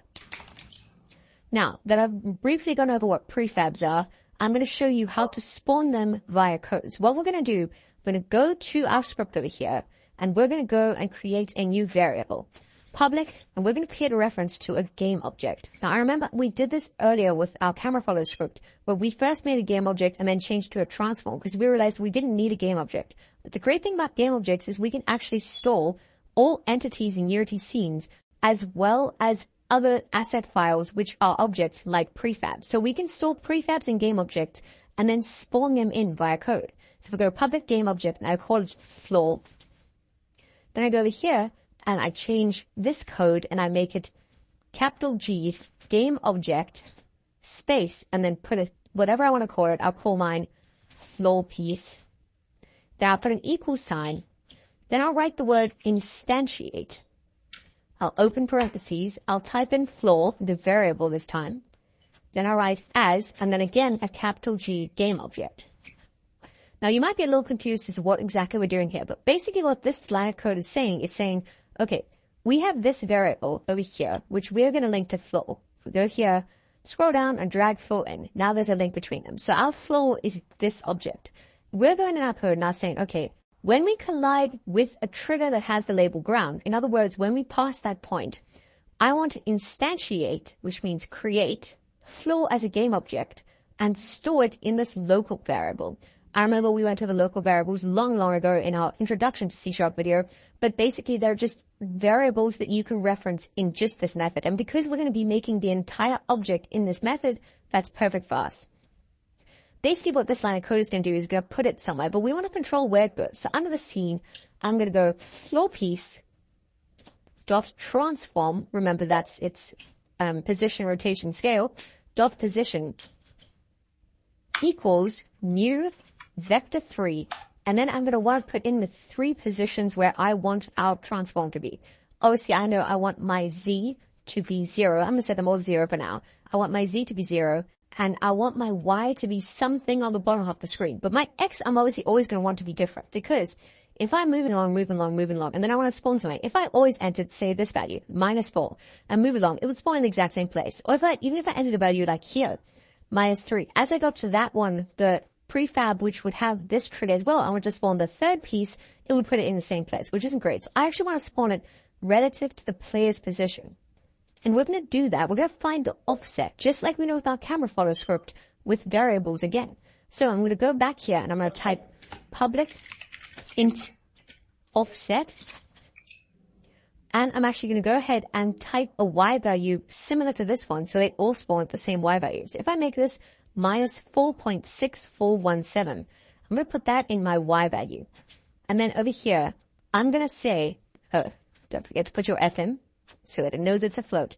Then over here, I'm going to say transform, lowercase t, meaning the transform of whatever this is attached to, in this case the player, which is perfect, dot position, dot x, plus offset.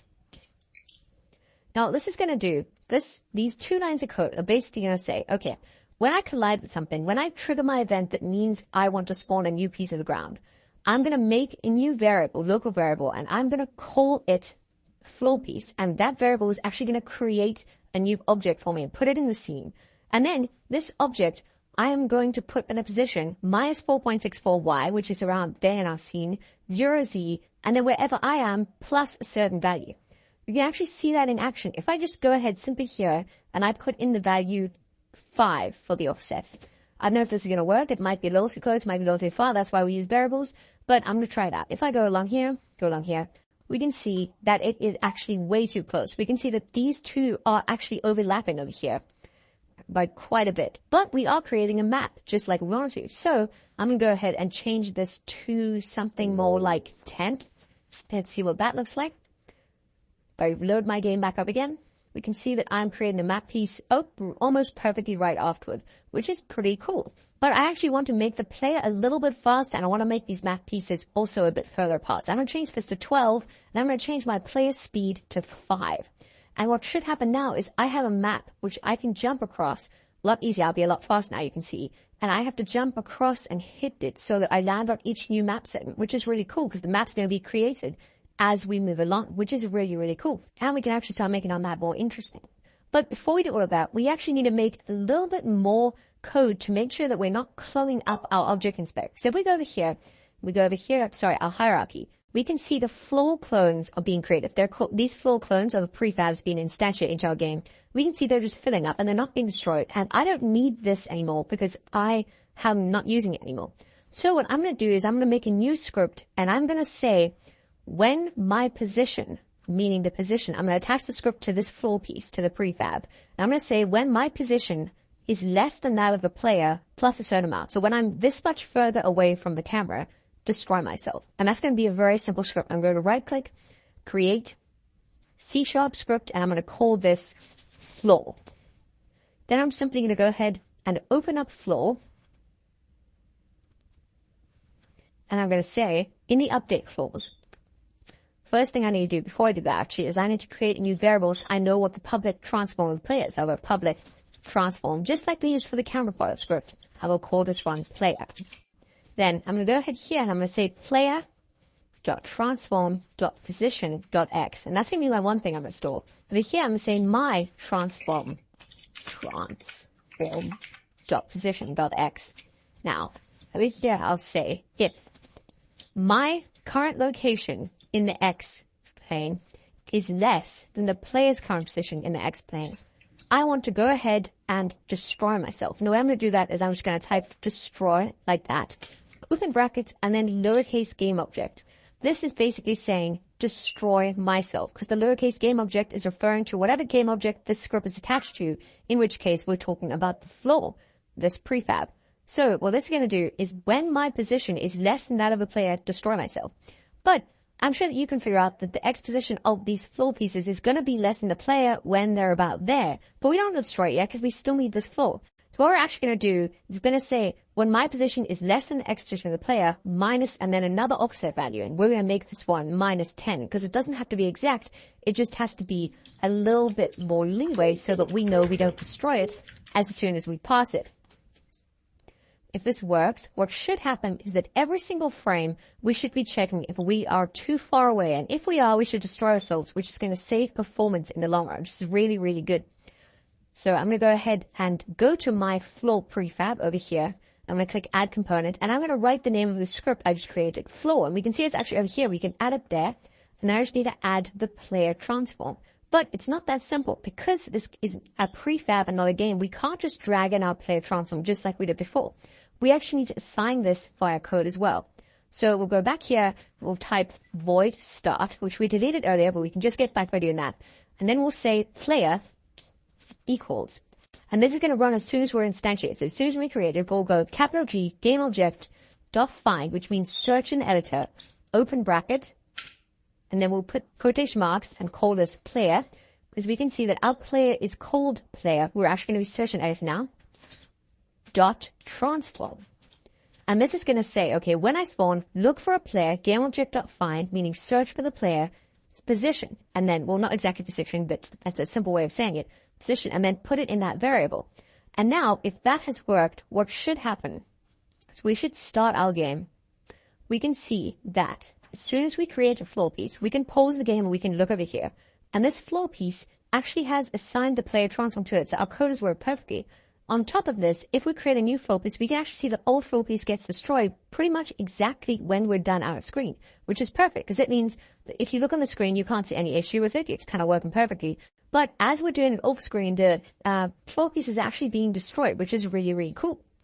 The last thing we're going to add is because these floor pieces are being just created right in front of us, that looks a little not great. It doesn't look too cool. And what we want to do is we want to make it so that they're actually installed two ahead of us. So we want to take this floor piece and we want to say move that two ahead. So the way I'm going to do this, I'm going to go to the player and I'm going to change this offset to something like 30. And then it will be, or rather 24 actually, that's exactly double. Once we've set this value, we're just going to do one more thing. We're going to go over here and instead of having 1, we're going to put 2 at the start of the game.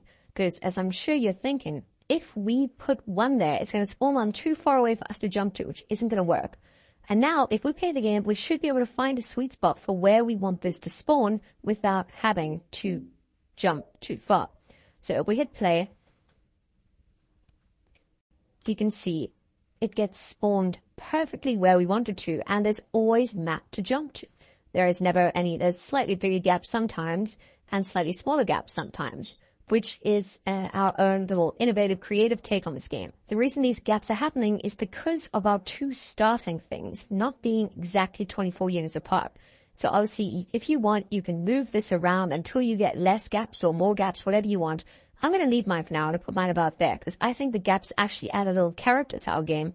And if we carry on here, we can see we have a bigger gap and a big gap. I've kind of minimized the issue a little, but they all look fairly similar. So if you want to use my coordinates, you can. They are minus 4.8988 and 8.38, which is pretty good in terms of not getting a gap. But what's really great is that we've actually taken a huge step again towards our mobile game being done. Now we have a game loop and an infinite map, which means all that's left to do is make some kind of obstacle that spawns on all of these, obviously with a little bit of variety, which we'll be doing in the next episode. And we have a mobile game, which is practically done, which is really, really great. Now, I understand this was a bit of a complicated episode. I'm sure a lot of the concepts we went over in here were a bit confusing, especially with these instantiating prefab business. So if you need to watch it again, I completely understand. If you don't want to watch it again, that's also fine because we're obviously going to be covering these concepts a little bit in the future when we, especially in the next episode, when we're going to instantiate triangles, make them prefabs as well, and also put them on these block floor pieces just like we need to. But we'll get into that a bit later. If you've made it through the episode and yours works perfectly fine, great job. If you need to download my code, that's fine too. Just make sure you copy it exactly across and you should be fine, have a working game. Great job everyone, and I'll see you in the next video. Hey there, and welcome back to Unity. Now, in our last rather long episode, we made our map generation system, which is really, really cool. It's another massive step to making our mobile game a reality, because now we have an infinite map which we can traverse when we play the game. If we go ahead and load it, we can see it in action just like we did last episode. The map is generating in front of us, and I think we might fall. Oh, we actually made it across. We can actually see this map in action over here, making our new segments and destroying the old ones, which is really, really cool. Now, in this episode, we're going to want to improve this a little bit because while this is a very, very nice map generation system, the map that we're generating isn't the most interesting thing in the world because we don't have any triangles or obstacles. We just kind of have green floor pieces being spawned one after one another. And this isn't ideal because it doesn't give us a game to play. It just kind of gives us green floor pieces to jump to. And as we just proved, we don't have to jump. So we're going to start this episode by adding in spawn points on either side of the green floor pieces. And then we're going to create a system where we spawn triangles either on the one or the other or both. So we have some variety in our map. Then once we've created our triangle spawn system on either with our spawn points, we are then going to get started with a few issues that are going to arise as a result of us adding in triangles. Because I'm sure you're thinking, if we add in triangles and we lose, we're going to respawn. Then there's going to be no floor to jump to because we destroyed it all. So we're going to create a system where we create a floor and we're going to actually spawn all of the floor pieces underneath a parent object. And then once we die, we're going to be sure to clear that parent object to make sure that we don't have duplicate floors being created after one another. And on top of that, then we are going to finally make this similar system with the triangles because we want our triangles to also be child objects to the floor. So we're going to add that in afterward. And from then on, we will be able to have triangles and floors so we don't delete the floor pieces without the triangles. And we're going to be able to restart the game while clearing everything. We're going to get started with the triangles first. If we double click our floor prefab, remember this is what we're spawning in. This is our stamp. And we go over here at the top. We can actually create child objects just like we did with the environment long ago. When we made that environment object and added a bunch of child objects to it, that's what we're going to do here. So if we go right click and we go create empty and call this pos for position 1. We can make an object that we place on this floor, and then no matter where we put the floor, that object always stays the same relative to that position, which is really, really cool, because this is going to allow us to make spawn points for the triangles. So I'm going to put one over here, about maybe a third of the way, and then another one over here, maybe about 3/4 of the way. So we can see over there, our 2 spawn points. I might have to adjust these as I go along, but they're fine for now. And these spawn points are going to be where I'm going to put my triangles. So I'm going to make a script now that says when I make this floor, I'm going to generate a random number, and it's going to say either put 1 there, or 1 there, and 1 there, which is really, really cool. So if I go ahead into scripts, I'm going to right click, and I'm going to go create C# script, and I'll call this one triangle spawn. And I'm going to go ahead and I'm going to go to my floor and drag my triangle spawn script onto my floor, like so. There we are.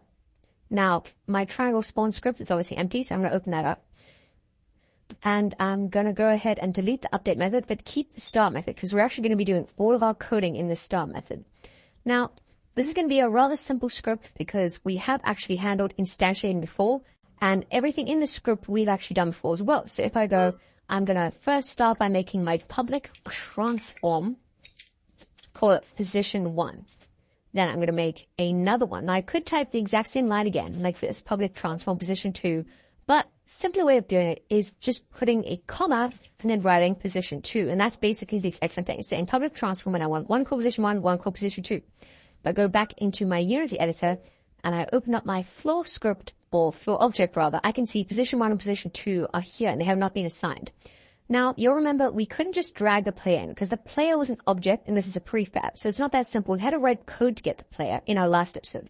But with the floor, because we are assigning prefabs to it, we can drag it in just like normal. I'm actually going to rename this from position 1, 1 to position 2, just so it's a little nicer. But yeah, we can actually drag those right in, which we couldn't do last time, which is really, really cool. Because now what we can do is we can go ahead and make our spawn script for triangles. Obviously, we're going to need to use a prefab, just like we've been doing this whole time. So I'm going to go public game object, call it triangle. And then we're going to write very similar code to what we did over here. This game object floor piece is instantiate floor as game object, and the transfer position. That's actually going to be the exact code we're going to write over here. But this code, there's going to be a few conditions as to how many and where we spawn them.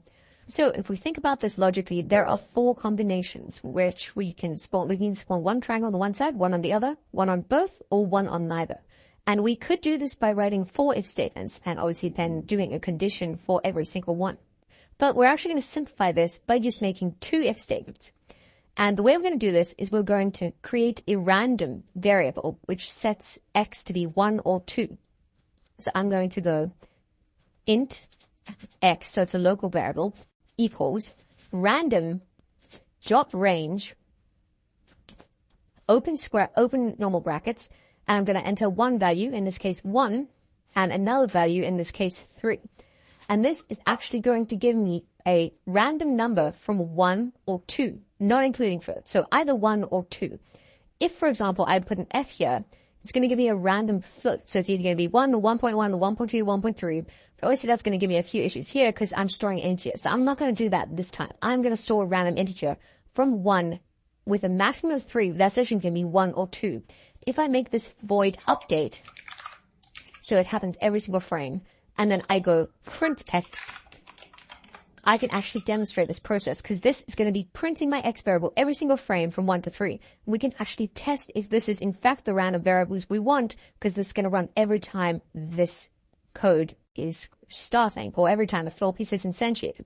So if we go over here, we'll see right from the start, we have a bunch of 1s and 2s and no 3s because this might be a little confusing at first. I don't know why it's exact like this, but for some reason in Unity, when you say 1 to 3, it means that's the minimum and this is the maximum, not including the maximum. So 1 or 2. Now this 1 or 2 variable, we're actually going to set random twice. So the first time we're going to do it at the top where we assign it, we say integer x is random range. And then a few lines down, we're going to do the exact same thing. So we have another random variable. And then over here, we're going to have our first if statement. If x equals 1, do this. And that's going to be if x is 1, spawn my 1 prefab. Then we're going to reassign x and we're going to do the exact same thing. If x equals 1, then do that again. And the way this code basically works is it picks a random variable value for x from 1 to 2. Then if it's 1, do this, spawn the 1, does it again, and if it's 1 again, spawn the other. So we can see from this, we can either have a 1 triangle or no triangles or 2 triangles or 1 triangle in the other position. So there are 4 different combinations that can occur from this, which is really cool. And then the last thing we need to do is simply make the code for spawning in this triangle. And like I said, this code is going to be very similar to this code. We can in fact copy that code and put it right there. First, it's going to give us a few naming issues. It's like, what is floor? So we're going to change that floor to triangle. And obviously we don't have an offset variable either. And this vector3 transform isn't actually what we want our transform to be at all. So go ahead and remove this part of the code. So now we have game object floor piece is instantiate triangles game object. Doesn't make a whole lot of sense. So let's change that to triangle. Then we're going to have to type it here as well. And now we've got game object triangle. Oh, we've seen a naming error. Now, the reason this occurs is because we're naming this triangle the same as we name that triangle, which isn't good coding logic. So we're going to go ahead and make that a capital T and a capital T. And now we can see that the error actually goes away. This is a good thing to illustrate in C# because C# is a case-sensitive language. And we also showed 2 concepts there. One, that you can change the case and it's a completely different thing, like we've seen with capital game object and lowercase game object. And also that you can run into naming errors in C#. Now, over here, my triangle.transform.position, I'm going to want to set to either position 1 or position 2. So over here, I'm set to position 1 because that's the first time I spawn. But position 1 isn't actually a position, it's a transform. So that's a transform, that's position and a scale and a rotation, all sorts of things. So I'm going to have to type dot position over here. And that's going to give me no errors at all. Then I'm going to copy this exact code and put it down here, except this time, simply change this to position 2.position. Now, this is a bit of a tedious way of writing this code, but I thought it would be best to illustrate the logic of what we're doing. There might be some ways you can simplify this if you show this to a professional C# developer. There might be, oh, change that, you can do it in 3 lines. But for now, it's actually going to work completely fine. Now, we could go back into Unity and test this code, but we might actually realize that we have forgotten to change this back to start. We were trying to illustrate something earlier with update, but if we run this code now, every single frame is going to be spawning more triangles, which isn't at all going to be what we want. So make sure you change that back to start. I don't know if you changed to update when I did, but if you didn't, that's great because it's meant to be start. Now, go over here back to Unity and we're going to go to our floor prefab and we want to assign a triangle to spawn in, but we don't actually have a triangle prefab here. Luckily, just like we made the floor prefab, making a prefab is very easy. So just go back to your scene, go to the triangle and drag it in like so. And it will make a prefab for us. Then I'm going to go ahead and delete this triangle because I don't actually want it in my scene anymore. I think it's a bit weird to have one in the first one and none of the others. Obviously, they're going to be spawning in as we go, but that's fine for now. And then I'm going to go ahead and open up my floor prefab, and I'm going to want to drag a triangle over here. Now, what I want to do is I want to make sure that I can play my game and spawn triangles as I want. But the one problem with our spawning code, well, not our code, rather our spawning system at the moment, is that we have two floor objects, and one of them is going to be running the triangle script as well as the other. In fact, all the floor objects are going to be. And what's going to happen in this one, we're going to start the code, and it might spawn a triangle right here, which is not going to be great for us.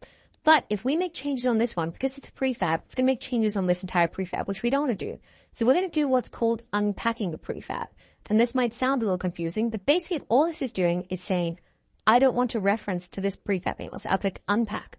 Basically, this means now I can make changes to this prefab and not affect the overall prefab. Well, this isn't actually a prefab anymore. We've made it back into an object. So go ahead and remove the triangle spawn script from your first block. And after you've done that, you should be good to go, because we no longer want to spawn triangles on the first one, but everything else should work perfectly if our code is worked correctly. So let's go ahead and hit play and see if it does. And we can see we have one triangle spawning over there, and one there, which is perfect, exactly where we want it. These triangles are a little bit stiff. I don't know if you can tell. And we can die and start again. You might be running into a few issues here because we haven't actually finished our game loop, but we'll get to that in the next half of this episode. Now, before we get into that, I want to first make sure that our positions of the triangles are a little better. So let's go over here and let's drag a triangle in so we can test it. Let's go to position 1 and let's copy the position. Go to triangle and go paste position. You can see it's down a little bit. So we're going to move that up, find the new Y value we want, 4.07. And we're going to actually add that to both my position 1, 4.07, and position 2, 4.07. Now, you don't need to do that process I did with the copying. I was just doing some testing. But yeah, if we run it now, it should work perfectly fine. Should be spawning triangles exactly where we want them to. And it is. We can see over there are a few not ones at the beginning, but from now on we are spawning triangles exactly where we want, and if we die, there's the same issue from before. Now, the reason this issue is actually taking place is because if you think about it, we're spawning floors all the time. But when we go back to the beginning, we're still spawning floors, but there's nothing for us to land on. And that's actually why I wasn't done with the first script. I need to actually remove this script as well from the floor, because I don't ever want to destroy the first floor. I want to destroy the floors after that. And the same with the second floor. Now, the second floor, I can keep this triangle spawn script on because I want to make sure that I can spawn triangles from here. So I'm going to remove this full script. But before I do that, I'm going to make sure I unpack this prefab as well, because otherwise I'm going to have the exact same issue I did with the first one. So remove this full script and go over here and remove that same full script. And now if we hit play, we should be working pretty much fine. If we die, we can spawn back to where we started and keep spawning in things. Obviously, there are a few ones here that are already there that are kind of spawning over the others, but the gist is there. The last thing we need to do is actually make sure that these old ones are cleared so that we know that we are clearing all the old ones so we don't have duplicate ones spawning on top of each other. And the way we're going to do that is by ordering them. So we're going to create a new object. We're going to call this spawned floors. So I'm going to go ahead and make sure that I have this spawned floors object. And then I'm going to want to add this as a reference to my map spawn script in my player so that I can make sure I store all of my floors inside this spawned floor script. I'm going to go ahead and make that 0, 0, 0. Just like we did with the environment with our floor and our background on our floor, I'm going to do the same thing with spawn floors so that once I die, I can clear out the spawn floors and make sure all the old floors get deleted. So I'm going to do that by opening up my map spawner script, and over here I'm setting the transform position, but I also want to set the parent object, which means I want to set the object that this object I'm spawning now is a child to. And this might not sound important, but as I just said before, we'll be using it as storage space, not so it keeps track of the location or anything like that. So go over here and set floor piece dot transform dot set parent. And you could just say .transform, but parent equals thing, but Unity seems to think that's an old way of doing it, so this is the better way they want now. Open bracket, and now we need to set something in here. But we don't have a reference to the thing we want to store these as. So let's go here, public transform call this one storage. And then we're going to go here and type storage into there. And we don't need to say .parent or .position or anything like that. This knows exactly what we want to do. So we have our transform storage variable, and we're doing .setParent, which is basically a fancy way of saying put everything inside there. The last thing we need to do now is we need to go ahead and drag that into the storage. And if we do so, we should now see that every single time we instantiate a floor, it gets put inside this spawn floors thing, which is really, really cool. Because then if we die, well, I mean, there's no thing spawning now, which isn't going to iterate upon. Well, if we die, what we can do, if we pause the game now, we can go into spawn floors and we can delete all of these old floors, which we don't need, which is really cool. Obviously, we haven't quite organized the triangles yet, so we'll make sure to do that later in a second, use the exact same method. But now, if we go like this, we can see that the floors get spawned in the exact same way and no more duplicate floors are stored, which is super cool. Now, I'm sure you noticed the triangles were sitting on their own, so let's actually fix that up quickly. If we go into assets and we go to our floor, we can see that the triangles are spawned from this triangle spawn script. So let's go script, triangle spawn, and then do the exact same line of code we just did over here. Floor.transform.setParent, except this time we want to set it to ourselves. So let's go here and we'll type triangle.transform.setParent. And then I'm just going to type transform of lowercase t, meaning the transform of whatever's ran this script, because that's going to be the floor. Copy that across and put it down here. And perfect. That should work perfectly fine. If I run my game now, we can see that all of the triangles are actually spawning inside the floors over here. Position 1, position 2, and if we go here, floor 1, triangles are inside them, which is exactly what I want. The last part of this cleaning up code I want to do is I want to make sure that my triangles and everything else is deleted once I die. That's going to be a little more complicated. So I'm going to go over here to my state manager script. And we can see we've got this die procedure.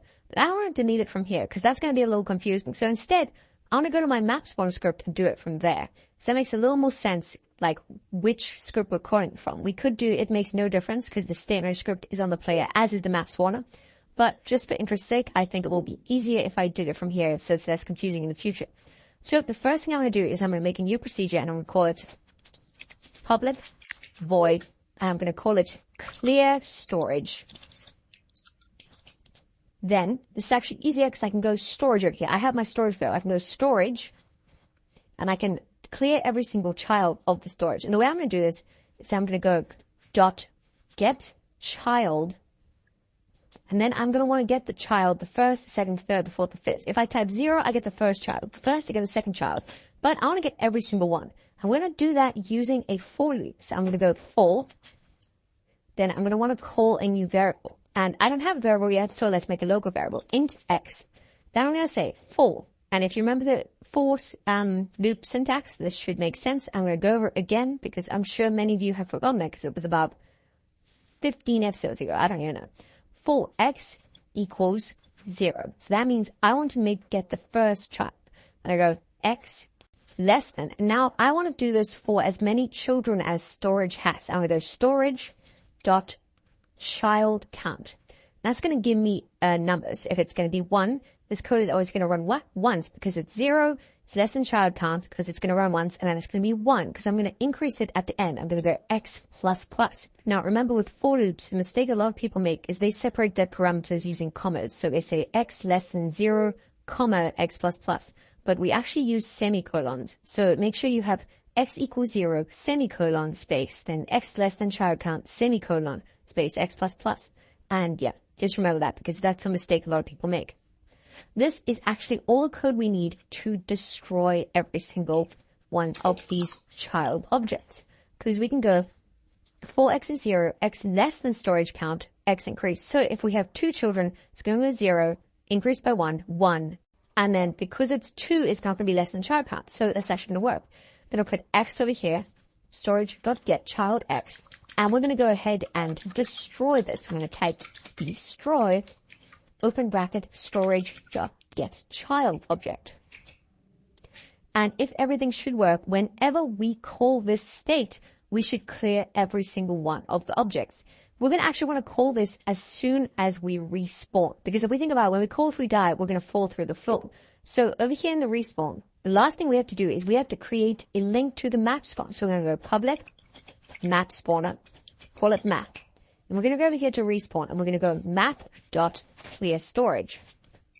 Now, before we go back into Unity, we first have to make sure we're destroying the game object, not the transform. Because we can see this code here says storage.getChild, but that's going to return us a transform. So to fix this, we just simply go child.gameObject. And that's going to actually refer to the game object, not the transform component. Just know that if we say .getChild, that returns the wrong kind of thing. It returns a transform child. It doesn't return the actual child. Over here, we're getting the game object, which is the actual child object we want to destroy. So if I go back into Unity, I just have to drag this map spawner onto the map variable stored in the player to make sure they're linked. And then if I go ahead and hit play, I should see that this spawn floors is slowly getting populated by different floors. See, there's 2, and now if I die, they should all be cleared, which is really, really great because it means that this is working just as we want it to. And there are no more duplicate floors, which is really cool. Now, if you've noticed a few small errors in your game, for example, I've noticed because sometimes I can't jump on the 3rd floor or ones after that. That's completely fine. We're going to address those in the next episode or the episodes following. For instance, we never actually control whether we can or can't jump when we did. Obviously, don't want that to be true because it wasn't a super important part of our game at the moment. We will obviously fix all of those later. By the time you've completed this course, you will have a completely working bug-free game. So if you're testing your game now and a few things are a little iffy, don't worry, they will all get sorted out. And if you have a floor spawn script, you've done great.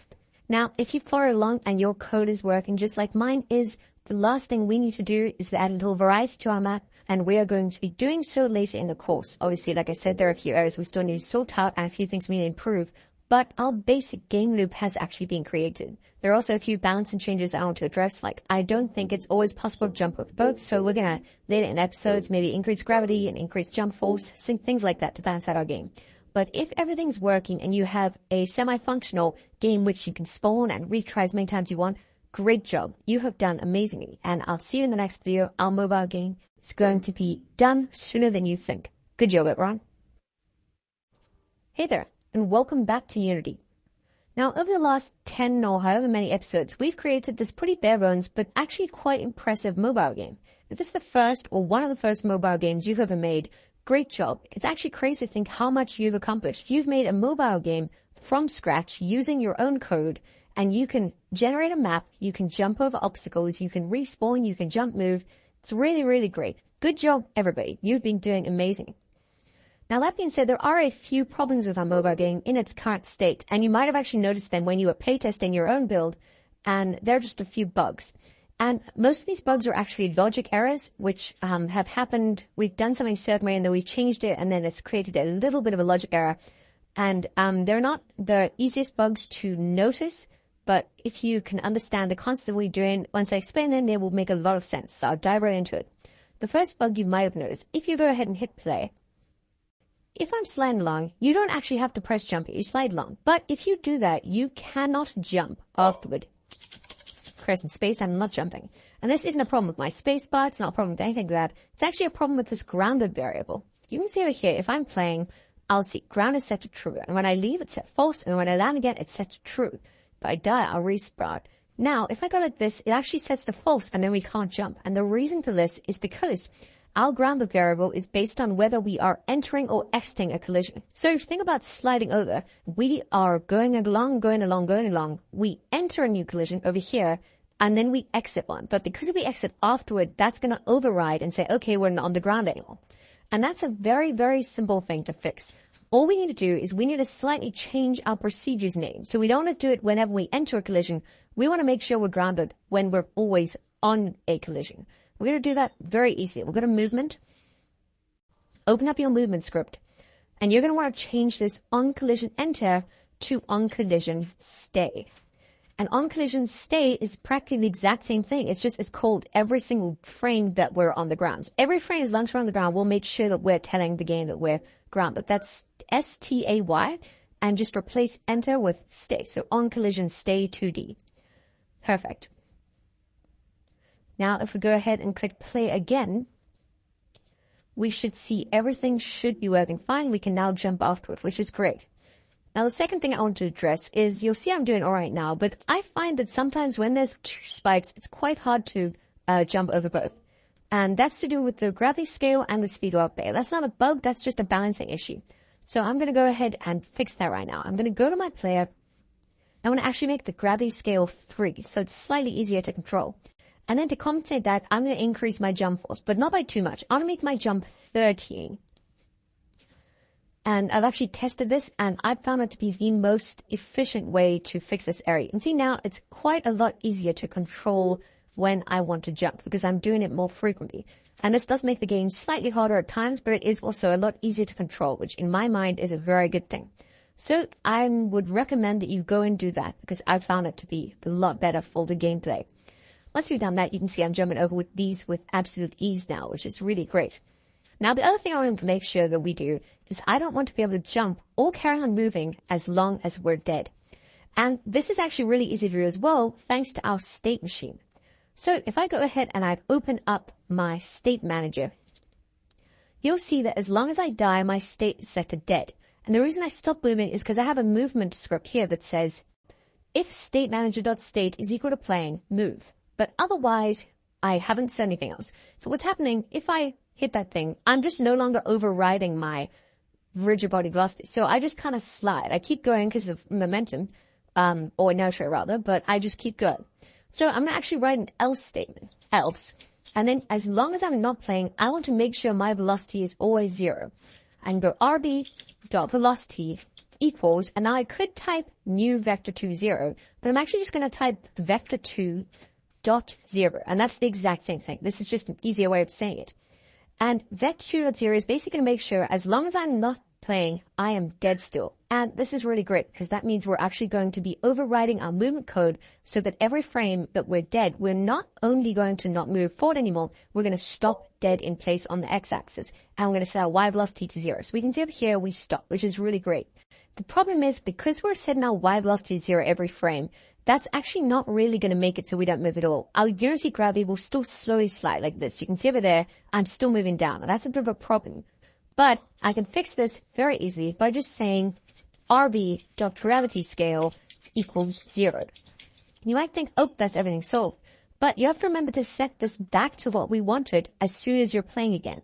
So we're going to do that by going here to playing and setting our gravity scale to 3.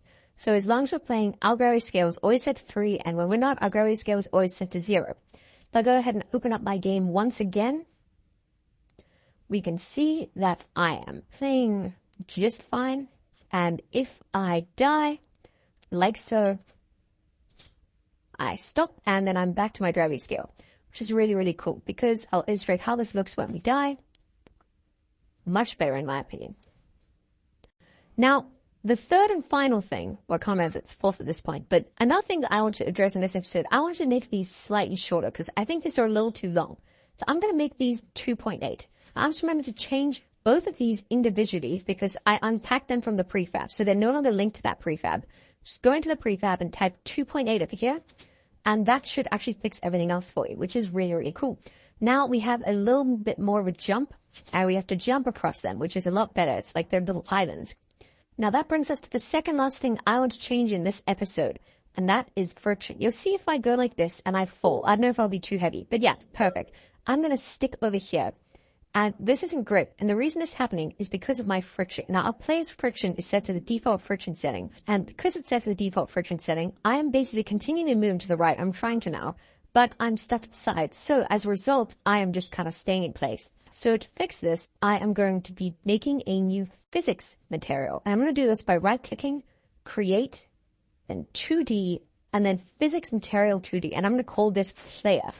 Then all I'm going to do is I'm going to set this friction to 0. Then I'll go to my player and I'll drag that into my rigid body. And you can see what happens now is as I'm moving along, I should no longer stick there. I should slide right down, which is perfect. That's exactly what I want to happen. Now, we changed quite a few things, but there's one last thing that I want to make sure that we address in this episode. And it's actually going to be a more optimized way to fix one of the things we did earlier. So earlier over here, we changed our RB.gravity scale, but we did it every single frame. And that's really not great because that means we're overriding something that's already happening. It's not good for performance. Instead, what I want to do is I want to make a procedure that's going to do it for me. And I'm going to make this with a new concept called parameters. So I'm going to go over here and I'm going to create public void. I'm going to call it reset gravity. Then I'm going to go over here and I'm going to put RB.gravity scale in here. I'm going to delete that one over there. And now I'm going to want to call this every time I change state. So if I go to my state manager, I know exactly when my state is dead and when my state is playing. The first thing I want to do is make a link from state manager to movement. I already have a link the other way, but I want to make a link this way. So I'll go public movement and I'll call it move. And now what I'm going to want to do, I'm going to want to call this procedure both when I die, move dot reset gravity, and over here, move dot reset gravity. But I'm going to want to set it to two different things. Over here I want to set it to 0 and here I want to set it to 3. And the way we're going to do that, you could write two different procedures, but a much better way to do that is just by using parameters. So I'm going to go over here to my reset gravity and I'm going to go into these two brackets and I'm going to type int x. What this is actually going to do is it's going to say, okay, when I want to call this procedure, I have to enter a value for this parameter. It's kind of like an input value. You can see up here, it says there's no argument given that corresponds to the required formal parameter of x. If I double click this, I can see where the error is. It's over here. I'm not saying what I want to put x here. So if I enter the value 0 here and the value 3 there, everything's fine. I have now called this procedure here and given two different values. Over here I've set to 0 and here I've set to 3. And then all I need to do is go back to movement and in my reset gravity, I need to set RB.gravity scale equals x. And now we've achieved two completely different things with the same procedure using parameters. Now this is a completely new topic, but I wanted to cover it at some point in this episode because I thought it would be useful later on in case we need it. Basically, it's like input value. So I'm telling you what to do and giving you a little bit of information to do it with. And that allows us to create a much better way of resetting the gravity. Now all this I have to do is I need to reopen Unity, go to my player, make sure I drag my movement over here. And if I go ahead and hit play, we can see now we've achieved the exact same result with a much better way of doing it. We can see we stop just like we had and we start again, which is great. So this might have seemed like a bit of a weird episode, but I just wanted to use it to teach the concept of parameters and fix all the little issues. And I think you'll find after this episode, your game is a lot more enjoyable to play. And congratulations, you've finished the base module of this course, creating a mobile game. We've made a mobile game where you can play it, have a game loop, you can win and you can lose. But there's a lot more coming, and now we get into the fun stuff. I'm sure you've noticed we haven't even made our background move with our player yet. And that's a very simple change. Obviously, I'm not going to do it now, because I want to teach you at the end of this episode. But in the next episode and the episodes to follow, we're going to start getting ready with all of the actually fun stuff. We're going to add in our score system. We're going to add in visual improvements, audio, music, everything that actually makes a mobile game pop is coming in the second half of this course. But at the end of this episode, you should have actually finished the base core part of your game, which is really, really cool. Great job, everyone. Amazing. And if your mobile game's working just like mine is, amazing job as always. I will, of course, link all my scripts in the description, or the resources rather, so that you can link them. And good job. Once you finish this episode, you're pretty much halfway there. The hard part of this course is actually now past you, and we're getting into the funner stuff. So great job, everyone. I'll see you in the next video. Hey there, and welcome back to Unity. Now in our last episode, we said that our game, all the core concepts were pretty much done, and that's true. But there are quite a few ways we can improve our game to make it even better. Obviously, it's not even a mobile game yet because we haven't ported it to mobile. But we're going to change all of these cool, actually fun parts of mobile game development. Obviously, the previous parts have been fun, but these, in my opinion, are the best parts of mobile game development. It's the really creative stuff you can add in sound design, improve your game how you want, all the really fun stuff. So all of that's going to be in the second half of this course. And that's going to start today with our score system.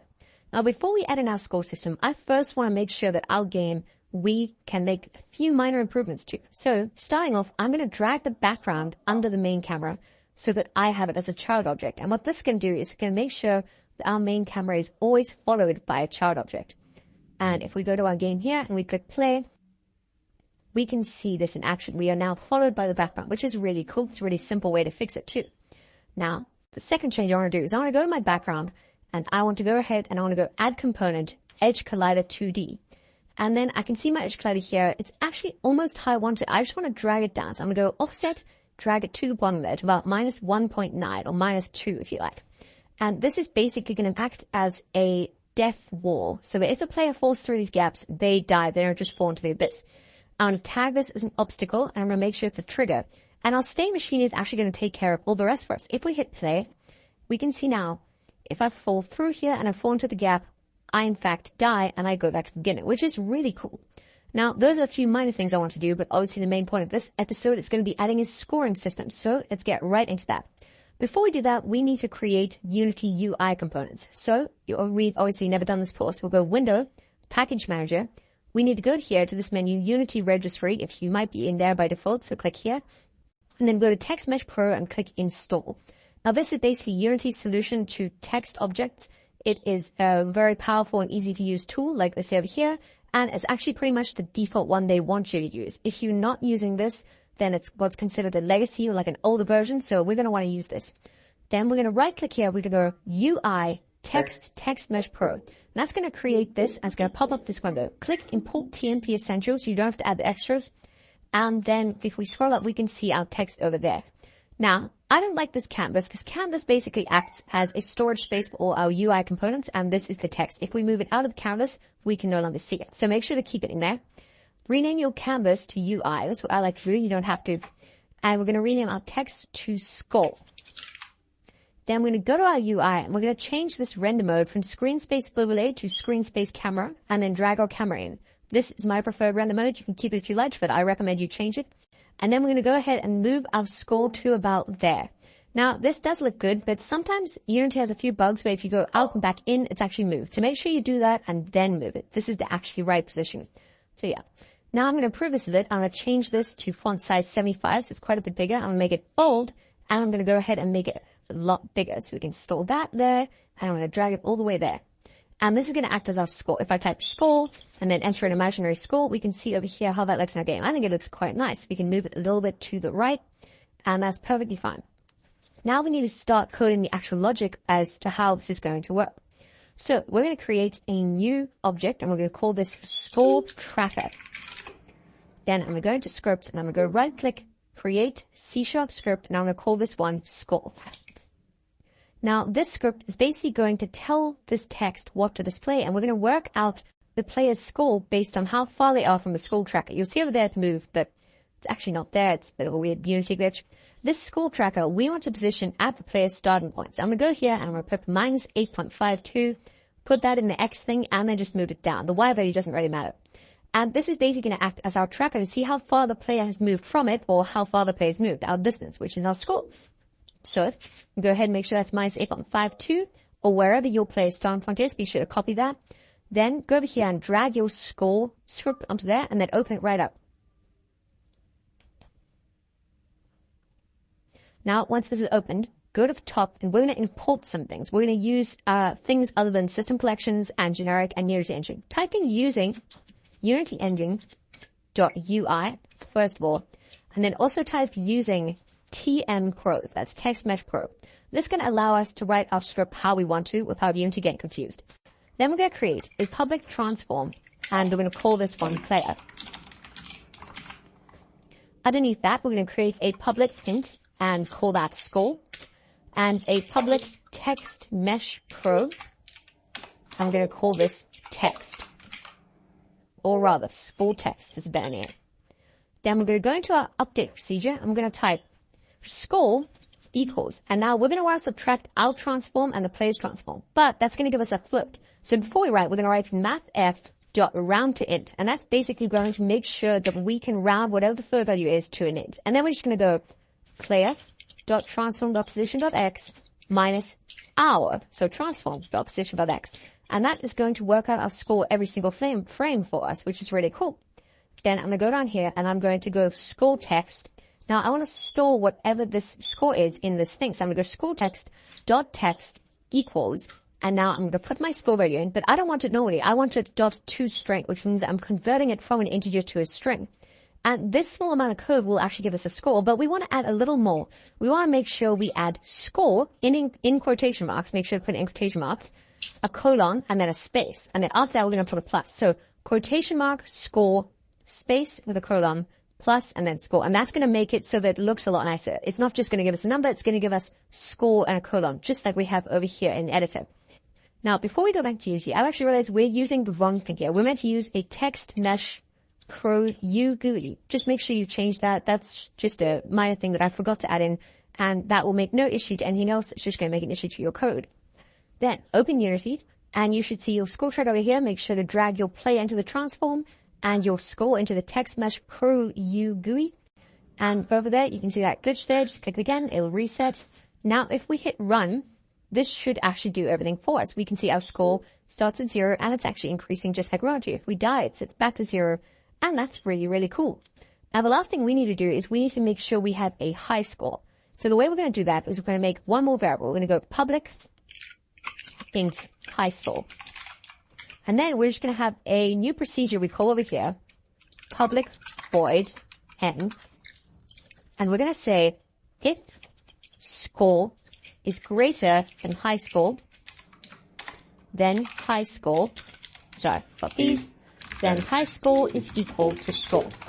And that's basically going to make sure that as soon as we die, we check if our score is better than our current high score, and if it is, we're going to set it to our new high score. And we obviously need to call this from our state machine. So we're going to go to state manager and create a reference to this, public score manager. Score, well, we've just called out a score, but it is a score manager. And then over here under die, we're going to say, after this reset gravity, we're going to say score.end.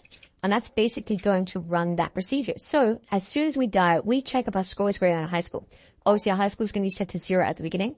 So if we go back into Unity, we just need to assign a value to our reference over here. So if we go to our player, we can see our state machine isn't assigned. So just make sure to drag in your score track over there so we can store our thing. And if you click play, we should actually have a fully working high score system. If you go here to score tracker, see our high score is 0 and our score is 14. If we die, our high score gets set to 18. And then if we die before we reach 18, it doesn't get reset, which is really cool. Now, the last thing we're going to do is we're just going to make a copy of the score text, drag it down, and we're going to call this high score. Click here. Make sure you change this to high score. And then we're just going to have that right underneath and make it slightly smaller so it's less prominent. Right underneath that, that's good to me. And then move maybe down a little bit. And then over here, if it's greater, we're just going to make sure that we set our new public text mesh pro U GUI. I'm going to make one called high score. Let's see. We're just going to put a comma like we did last time. High score text. And over here, we're going to say high score text dot text equals high score dot toString and then parentheses. And this is basically going to make sure that we display what our high score is every time. Now we should make sure we assign that high score. So once it loads again, put that high score in. I'm going to rename mine to high score so I know exactly what it is. And that should work perfectly fine. We have that glitch again, but that's fine. Go back into our game. And we can see our high score is 453 at the moment because we're not overriding it. If we crash, then it's set to 18. And if we go more than that, you can see it is now 27, which is really cool. Last thing we need to do is add that same text we had over here. Make sure to copy that across so we have score plus high score, and then we just change this to high score. And then everything should be working perfectly fine. This short code over here will actually do all of our high score for us. And with that small method call from the state manager, which we've linked, everything will be working perfectly fine. So just go ahead and open it up. And if we run, we can see our high score is currently 453 because that's what entered it at. And if we do that, high score 18, keep going. Let's try and get past 18 this time. We're only at 29. If I die, it is 37 and it's saved. And if I go to 18, it's not going to overwrite, which is really, really cool. It's another great step towards the right direction for our mobile game.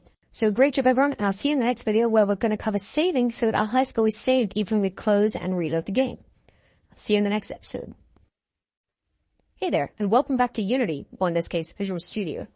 Now in this rather short episode, we're just going to go over a quick saving system for our game. To start, open up the score script you created, just like I have now. Now up here we can see score is mathf.roundInt player.transform. That gets our score, and we can have our score text being assigned here. We also created this high score variable. which is basically going to check whether we have a high score or not, which is really, really cool. And it's really, really simple to make sure that we can save this high score when we quit the game and we can get it back once we load it in. And that's using something called player prefs. Now, Unity has this built-in system for saving, and we can use it for mobile games because while it does store locally on the device, no one's going to be able to encode that because it's going to be on a phone. So it's great. So over here, we have a system to see if our score is higher than our high score. So underneath this, we are basically assigning our high score. And this is basically saying, okay, you got a new high score. And if we got a new high score, we're going to want to save that. So we'll type in capital P, player prefs, dot, and then set int. And now we can basically put whatever we want to call our integer inside these brackets. So I'm going to name mine score. Then we'll put a comma. And then we put the value that we want to put inside score. So I'm going to type in high score. So we can see we are saving our high score in the score player prefs. And then over here at the top, we're going to say void start. Under star, when we start the game, in other words, when we start playing again, we're going to make sure that we get that integer variable and set the high score so that we know what our high score is. So over here, we're going to say player prefs dot get int, open brackets, score. And that's basically going to return whatever we put inside score. And I'm going to go ahead and set high score equal to that. That's going to be really cool because now at the start of every game, we're setting high score to whatever we saved it as every time we get a high score. Underneath this, I can simply say high score text. You can actually just copy this line, in fact. Drag it over here. High score text. And we are now setting the high score at the start. We are showing what it is. And with these simple, 3 lines of code, obviously we could also add player prefs.save at the end. Doesn't actually do that much in my experience. I have found that it saves even without this, but if you want to, you can do that. I don't know, maybe it's something that I haven't run into that it saves, so maybe just put it there for good measure, but it's not actually essential in my experience. Then with these 4 lines of code, we actually created our very own saving system. We have our high score saving every time we get a new one and reading it back every time we start the game. And this is actually going to work perfectly. Now in the next episode, we're going to go over all the visual improvements. And after that, we'll go into all sorts of other things in our game. But it's really good to have this crucial saving system set into our game with such a simplistic manner. Hope you enjoyed this really short episode, and I'll see you in the next one. Hey there, and welcome back to Unity. Now, in this episode, this is going to be one of the coolest things we're going to add to our mobile game. We are going to improve the visuals tenfold, even more than that, actually. I mean, if you look at our game right now, it doesn't look bad, but it doesn't look very, good. See, the problem with our game right now is it's got yellow on blue on green, and we've got red. It's just not a great color scheme. So I'm actually going to keep this as yellow because I think that the play looks nice, but I want to change a few of the other things, and I might change the tints of things. So to start, I'm going to make the background black because I think that will look quite cool. So I'm going to go ahead and drag that right to the bottom. Now we've got a black background. Now, the second thing I'm going to do is I'm going to go to the player and I'm going to make them slightly more bright, like that. I'm thinking that's looking good. Then I'm going to go to these floor pieces, and I'm actually going to change their color to blue. So I'm going to go over here, and let me open up the floor so I can see these changes take effect. I'm going to make it like a nice light-ish blue, like around there. I think that's pretty good. I'm going to copy that hexadecimal, so just so I can put on the other two. Go to the environment, take both floors, and then pop that right in. I think that looks a lot better. And now the last thing I'm going to do is I'm going to go to the triangle and make it slightly more red. So there we go. That looks good. Now the clear game, I think that is a very big visual improvement. We can see now it looks a lot better. It looks more like a actual arcade game, like an old arcade game than what we had before, the weird color scheme. But we can actually make this a whole lot better with the use of post-processing. And if you haven't heard of it before, post-processing is basically these effects we can add visually to our game to make it look better. So I've gone ahead and created this post-empty object. Haven't added anything to it yet. Just make sure, if you haven't done that already, I can delete mine to show you. I'm going to go create empty, and I'm going to call it post-processing. That's actually much better. Then let's center it in the middle. Make sure everything's set to 0. And then I'm going to go into my window, package manager, and I'm actually going to add this post-processing package. And this is going to allow me to do everything I want to do. So I'm going to click install. And it's just going to take a while. Once it's done compiling scripts and everything, you will be able to start adding post-processing to your game. So there we go. Quite quick. And now I'm going to click on my post-processing object. And I'm going to go add, and I'm going to click a post-processing volume. So type post-process volume. Right. And now this is where we're going to actually create our post-processing effects. But before we do that, we need to add a layer to the camera, which basically enables it so that we can have post-processing. So I'm going to go post-processing again. You see I go here, post-process layer. And this is going to be the cool thing. We're going to go over here and we got our trigger. Now the layer is going to be set to nothing. So that's basically saying, okay, we can't have post-processing. If we set a layer here, we set what we want to be able to add post-processing. So I'm actually going to set it to the water layer. Not for any other reason other than we're not going to use the water layer. So that's kind of like a spare layer we have. So I'm going to make it water and leave everything else the same. Then I'm going to go to my post-processing and I'm going to change this layer over here to water, which is really cool. And now I'm going to tick this is global box and I'm going to go to profile and I'm going to click new. That's going to make a post-processing profile for us. And if we go into game, we'll be going to be able to see this in action. So I'm going to go here, add effect, unity, and I'll click balloon. And this is going to be our first processing effect. If I increase the intensity here, you can kind of see what it does. Obviously, that's a little much, but that's kind of the general effect of bloom. It adds this nice glow, and you can see that's going to do wonders for our games. I'm going to make my bloom maybe something like, I think 5 is probably good. We have quite a nice neon theme going on, so it fits. I'm going to leave my threshold at 1 because I think that's actually fine. And all the other things I'm going to leave as they are because I think that's looking pretty good. I could, if I want to change the color to something like red, obviously, and then I have a red or yellow if I wanted yellow growing everything. That looks quite cool. Could also add maybe a green or like a blue, kind of like the blue one, but I'm going to leave it as white for now. I might add it to blue later, but I'll see. I think white looks good for now, so I'm going to uncheck that color. Now I'm going to add my second of my 3 effects I'm going to add. I'm going to add a vignette effect. I don't know if I'm pronouncing that right. I'm going to go here to intensity, and I'm going to increase the intensity to about, you can see kind of what it's doing. That is a vignette or vignette effect. I'm going to make mine something like 0.3. So it's a little subtle, but you can kind of see it on the edges.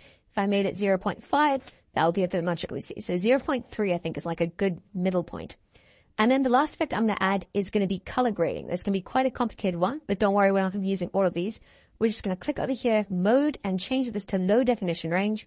And then over here, our temperature we're going to leave, our tint we're going to leave. But we're actually going to make sure that the temperature is set to 0, which it is.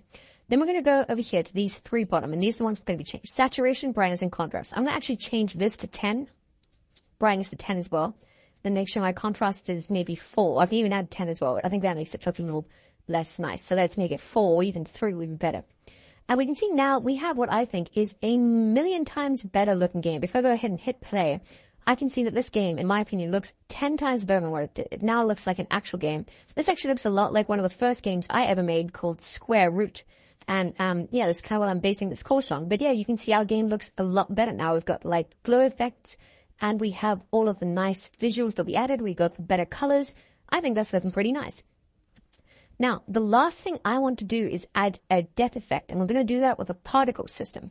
Now, this is going to make our game look a million times better. Trust me, there's going to be a nice effect when we die. It's going to be an explosion, then we're going to respawn. It's going to look really great. But before we do that, I'm going to want to go ahead and make sure we disable and enable my player sprite when I die, because that's actually the first step of this process. So I'm going to go over here to my state manager script. I'm going to open that up. I'm going to create a public sprite renderer and call it sprite. Then over here under my die void, I'm simply going to go underscore and say sprite.enabled equals false. And that basically means go to whatever sprite's attached to, which is going to be this player's sprite renderer. Go here and disable it like that. So it's no longer going to be active. Everything else is obviously to work, but yeah. Then the second thing, I'm going to copy this code and under respawn, I'm going to set that to be true right at the end. So basically, like we're doing with a lot of the stuff, like our gravity and everything else, we're just setting it to be something else after our state has changed, which is really cool. Now I just need to go to player and make sure that I have assigned my sprite renderer here. So I'm going to go to the top. And if I try and drag this down, it's not really going to let me. So instead, I'm just going to go over here and I'm going to click over there and select player. And that's going to give me the right one, which is the exact same thing as drag that down. Obviously, I couldn't because that was so much in the way. Now, if I go and play my game, I can actually see this in action. So if I go and I'm playing and I run into a spike, my sprite will disappear and then I'll respawn. But that doesn't look very good. We want to add an effect. We're going to do that with a particle system. So I'm going to go add component. I'm going to type in particle system. So as you add your particle system, click on the player and click Shift H, which basically puts it in isolation view. So it's the only thing you can see, which is really, really useful for us. Then we're going to go ahead and we're going to start adding a particle system. Particle system is, I'm sure you can guess, it's a particle effect. And currently these are all the default settings, but we don't want those. So we're going to change ours a bit. The first thing we're going to do is we're going to go to texture sheet animation. I'm going to go through every single step because this is quite a complicated component. It took me a very long time to get the hang of, but I've sort of got a partial knowledge of it now, enough to make a nice particle effect for our depth. So go to texture sheet animation, check it, and click on it, and then change this mode from grid to sprites. Then go into coarse assets and drag your square over there. And now we should almost be using our square. We just need to go to renderer and select the material as sprites default. And then we are using normal squares, right? I'll go back here and we can see it's a looping effect, but we obviously don't want it to be looping because we want to have one. So uncheck looping. And then if we click restart, we can see this effect goes on for 5 seconds and then stops. And we can see it no longer going on. But we don't want it anywhere near. We want it to be like 0.2 seconds. That's going to be the duration of our explosion. And we also want there to be a lot faster. So we want our start lifetime to be something less like 0.8. And we can see all our particles go and then go away. So that would be perfect, and then we'll respawn. Now we also want the speed to be a lot more. So let's change that to 10. And then the particles are going to be a lot faster, which is nice. And we want the size to be slightly bigger. So we're going to make it 1.5. Then we have these nice bigger particles, which is cool. Then over here under emission, this is where we're going to change a bunch of stuff. We're going to make this rate over time 100. We can see now that's slightly nicer, but it's actually not enough. So I'm going to make this 250. There we go. That's a nice amount of particles. We can even make it 300 if we want, but you don't have to. That's good. Now, I'm going to go to shape, and actually my shape is a cone, which is perfect for this effect, so leave everything in there. Now I'm going to change 2 things. First of all, I want to change my speed over lifetime. So check that box and then open it up. Click on the size. You're just going to click on this auto-generate graph over here. Then we can see speed of lifetime, they're going to get smaller as they go. You can also choose that one if you want. It's quite similar, but I find that for explosions, this one works slightly better. So that's cool. Then you can go ahead and go to color of lifetime, check it, click on color.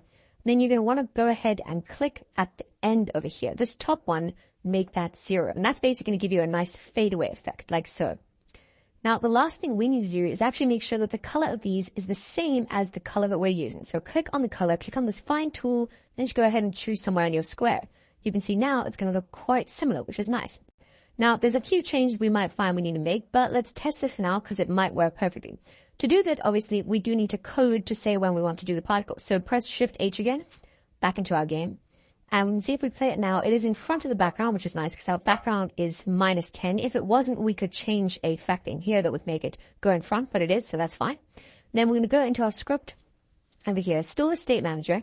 We're going to create a public particle system like that. And I'll call mine PS.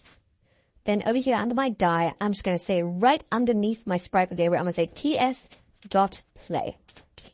Then parentheses and semicolon. And what that's going to do is it's actually going to let me play this effect as long as I sign it. So I'm going to go here to my script and drag my particle system in there. I'm going to minimize that so you can see it. And now before we test it, let's just go ahead and make sure that we have unchecked play on awake because otherwise it will play as soon as we start. Let's go and click it. And then we start. Everything's fine. If we die, it should work. We can see there, very nice particle explosion fadeaway effect, which I think is pretty good at the moment.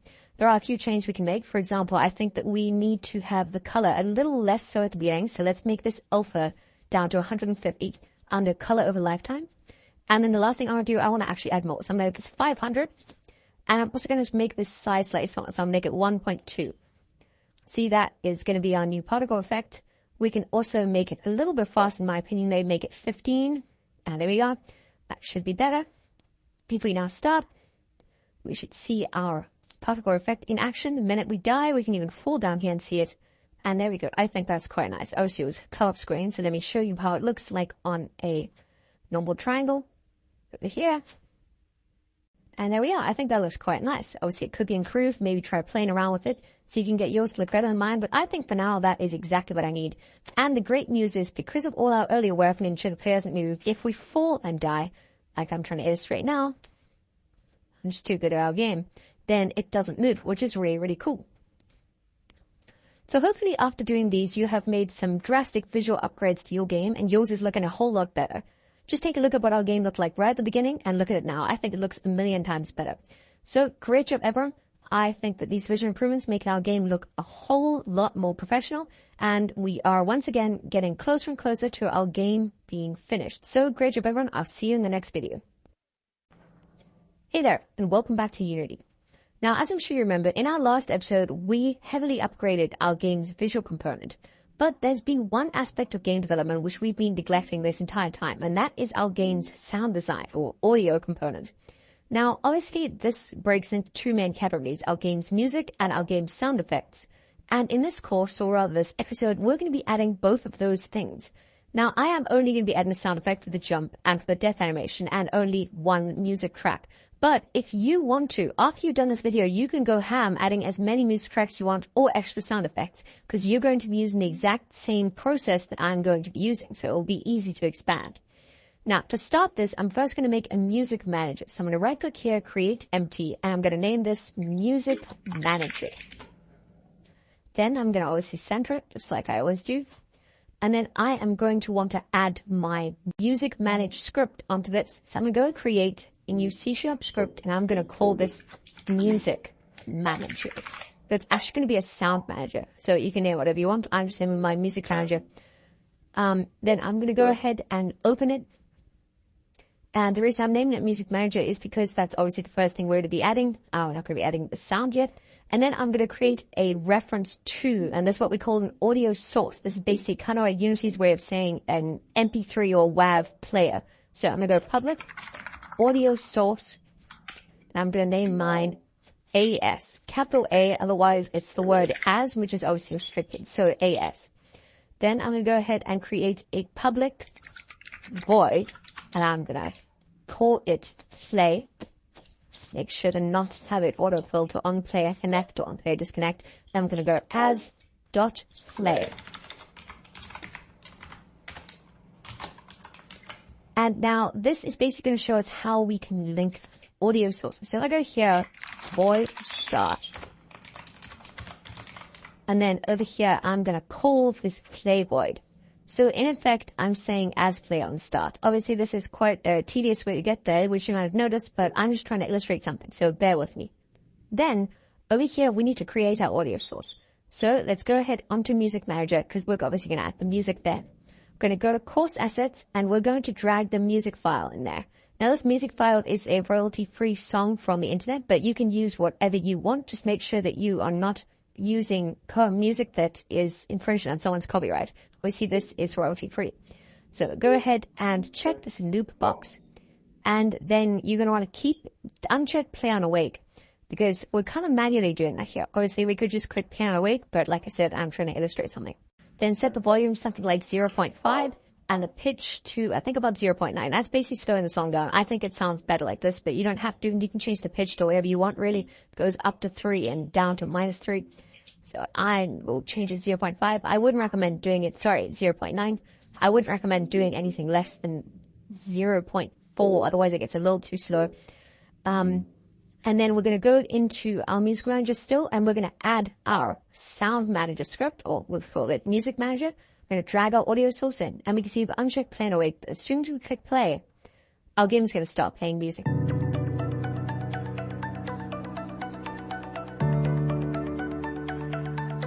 Very, very cool. Now, we've got our music script, and you can obviously play around with that as long as you like. I have cut this specifically so it should loop, but if you want to make it so that you fade in or out or use a different track, you can obviously change all of that. Just change the audio file you're doing. All this is doing is playing one file and looping it. If you do change the music, make sure to readjust the pitch, otherwise it might be a bit slow for your taste, but right now everything is working perfectly fine. Now, the second thing we need to add is sound effects, and we're going to do those using audio sources. But the problem with using audio sources is that if you have multiple audio sources on one object, it gets a little hard to differentiate between them. So I'm actually going to store audio sources for the player, one on the player and one on another object. It doesn't really matter what I use. I could use the event system if I wanted, or the spawn floors object, which is obviously our storage space. Doesn't really matter. I'm going to put mine on the environment because that is one of the most useless objects. But even though this one doesn't move, it's still going to play the audio. It's not like the audio is affected by how far we are. So I'm going to go ahead and add an audio source. And we'll see we dragged it on last time. That's just a quicker way of doing it. Now I'm going to add the die effect to this audio source. Then I'm going to make sure that uncheck play on awake. I'm going to make the volume also about 0.5. We might have to adjust these later. We'll see. I'm going to go to my player, and I'm going to scroll to the bottom and add another audio source and add the jump effect. Once again, change the volume to 0.5 and changing the piano wake to false. Make sure that both piano wake and loop are set to false for this one. And then all I need to do is I need to go into my script and create new public voids for playing the album music. So I'll go public void and call this one play jump. And underneath I'll go public void play die. And these are basically going to be the two other audio sources. Then I'm going to go here and I'm going to create as jump and as die. And I'm going to rename this as music so I can differentiate between it. I'm of course going to readjust that there. And then I'm going to copy this exact code, obviously just changing which audio source I'm playing. So over here, I'm going to go as jump.play. And over here, I'm going to go as die.play. Now, if you're noticing something, these procedures are quite similar. So we could actually, if we wanted to, use parameters and then just call one procedure. But I've often found that using parameters can give you a few issues in the Unity editor. And so for simplicity's sake, we're not going to do that. What I mean by issues in the Unity editor is because these scripts are being called by code, there would be no issue at all. But if we want to call the script by an object, so we want to click a button and call a specific void, and we had too many parameters, sometimes it doesn't let us correctly reference it. So don't worry about that for now. It's not going to be an issue we're going to run into, but we could actually rewrite this as one procedure. I'm just choosing not to because this way it's a little easier to read. But if you notice that, great job. Now we just need to go into our state manager. We need to make sure we call the correct void. So we're going to go to our state manager and we're going to create a public music manager and we'll call it music. Then we're going to go down to this die void and we're going to make sure that we call it as soon as we die. So after the particle system, I'm going to go music dot play die. Perfect. And then over here, I'm going to copy this exact code. And we are also going to want to play this whenever we jump. But obviously that is not linked to the state manager, that's linked to movement. So we're going to do the exact same process. We're going to go public music manager, call it music. And then over here on the jump void, we're going to go music.play die. Except this time we're going to want to play jump. So dot play jump. Now, there's a little bit of a signing we need to do before this works, but once we've done that, everything should work perfectly. So we've changed the movement script, the state manager script, and the music manager. So let's go and check all of those have everything assigned they should. First, we'll start with the movement script. It doesn't have a music manager, so make sure to drag that in. Neither does the state manager. And then under the music manager, we need to make sure we actually have the right audio sources. So drag as music over there. Because we've changed the name, it will reset, so make sure you do that. Drag the player has the jump, and the environment has the die void. And then I'm going to go ahead and play the game, and you can see how this sounds.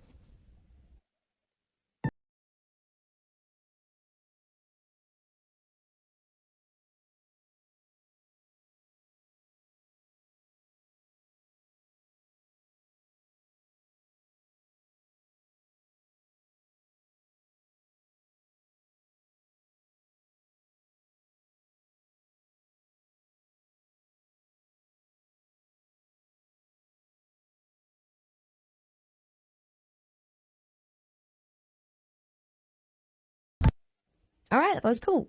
We can see in that short amount of time, we've actually created a fully functioning audio system with music and sound. And the great thing about doing this, obviously we can see over here, we kind of have some pretty useless code. We're calling play from a start procedure, which is doing it on its own, which isn't very ideal. But the reason I wanted to do this is because now we have a link to our audio music.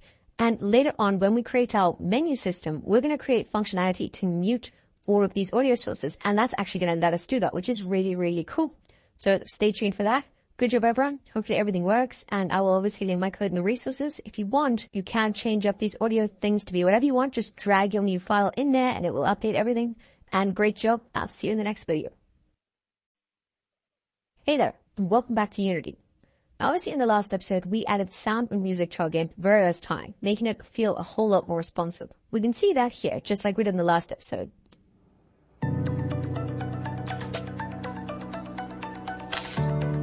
Super cool. Now, while this is incredibly cool, some people might actually not want audio and sound just like we do. or I hope you do at least, because you've had to listen to it for the past episode and a half. So we're going to add a menu system that allows us to select whether to play sound or mute it, and also play the game, and it will take us back there when we die. And this is actually going to be quite simple. It's going to be probably one of the more complicated things we're going to do, probably the most complicated thing left to do in this course. Maybe you might find adding in ads a little bit confusing, but other than that, this menu system, it just takes some getting used to. But after that, you should be fine. So to start, we're going to first start by making a menu script. I'm going to call our script menu. Then I'm going to go ahead and double click this. And now, before I even start making my menu, I'm sure you can think we're going to want two different states. We're going to want a state where we're playing a game and we're showing the score on the high score text, and we're going to state where we are not showing the score on the high score text, which is cool. Exactly what we're going to fix. So over here, we're going to have a public void and call it show menu. And directly underneath that, we're going to have another public void and call it hide menu. And then what we're going to need to do, we're going to need to create a system where we can hide and show specific buttons and other UI elements based on what we want. So I'm going to go ahead and make that now. First of all, I need to actually start designing my menu. So I'm going to go here to my UI, and I'm going to make sure to uncheck score and high score. So once this loads, I'm going to click on them like so. Click uncheck so we can't see it anymore. And then I'm going to start building my menu. So I'm going to go right click, UI, and I'm going to create a button with Text Mesh Pro. Now it's going to go ahead and autofill. We obviously can't see because our post-processing layer is a little in the way. But if I go ahead and scale that up, we should be able to see our button ads glowing because of our post-processing. I actually can't really see with this in the way, and there's a cool way you can hide gizmos. If you go here to the top right, you can take away all the gizmos in the scene, which is pretty useful at the moment. So I'm going to go ahead and rename my button to play. Then I'm going to go here to the UI sprite. I'll go to course assets, and you'll see over here you have a play one. Make sure that all of these, just like we set the first three at the beginning to 1,000 pixels per year, make sure you do the same here. Otherwise, they're going to be very big. And then go to here to play. Once you've done that, drag it in and pout. You can see a rather disfigured play button. Then I'm going to go to text and delete it. And then I'm going to go here and set the native size. And here we have our play button, which is pretty cool. Obviously, it might be a little small, so I'm going to scale that up a bit. And then I'm going to set a position on the X and the Y to 0. Now, you might find that these position coordinates are a lot bigger. If we move this to 60, it only moves slightly to the left. But if we moved our player to position 60, you can see they go completely off script. And the reason for that is because they're different coordinates. These are UI coordinates and the other one are world coordinates. So just don't get confused there. If I set this to 60 and that to 60, it's not going to be the same thing. There is code that you can convert then, but we're not going to need to do that in this episode. So lucky for us. Then I'm going to go ahead and retoggle my gizmos so I can see them again. And I'm going to make sure to set that to 0 and move it down a little bit. And I think I want my play button to be the same color as the floor. So I'm going to go ahead and do that. I think that looks quite cool. Then I'm going to want to add in my play and sound option. So I'm going to do very similar. I'm going to go right click here and go UI button, Text Mesh Pro, and call this one sound. And over here, I'm going to make new one and call it music. Sorry, my music and sound buttons. And then I'm going to go here and delete both the text objects attached to these. Move both of these over here to the top right corner. Don't worry about these arrows. That's just Unity working out how the buttons work. And I'm going to move the music down there. And then I'm going to go here and I'm going to drag music into music like I did with the play, sound into sound, and click set native size for both, just like I did. And then I'm obviously going to scale these down. So I'll make this about 0.4. And 0.4, that looks good to me, and the same for the sound one, which is cool. Now actually make sure they're at the exact same X positions, so they're right underneath each other. And I think that looks pretty good. We now have our game with a menu system at the top right. And we can go ahead and change these to whatever. I think I'm going to change these colors. I'll see how it looks at yellow. Not great. I think I'm going to make them all blue, but you can actually make it whatever you want. If you find a shade yellow that looks nice or any other color, that will work perfectly. Then the last thing we need to do is we need to obviously create a title for our game. So I'm going to right click, I'm going to go UI, Text Mesh Pro, and rename this to title. Then I'm going to move this up. I'm going to obviously want to scale this a hell of a lot bigger. So I'll go like that. Make it maybe not that big, but big enough. So the X position to 0, move the Y down. Like so. And then I'm going to change some of the settings here. So first of all, I'm going to set the alignment to the center and the center, so it's right in the middle.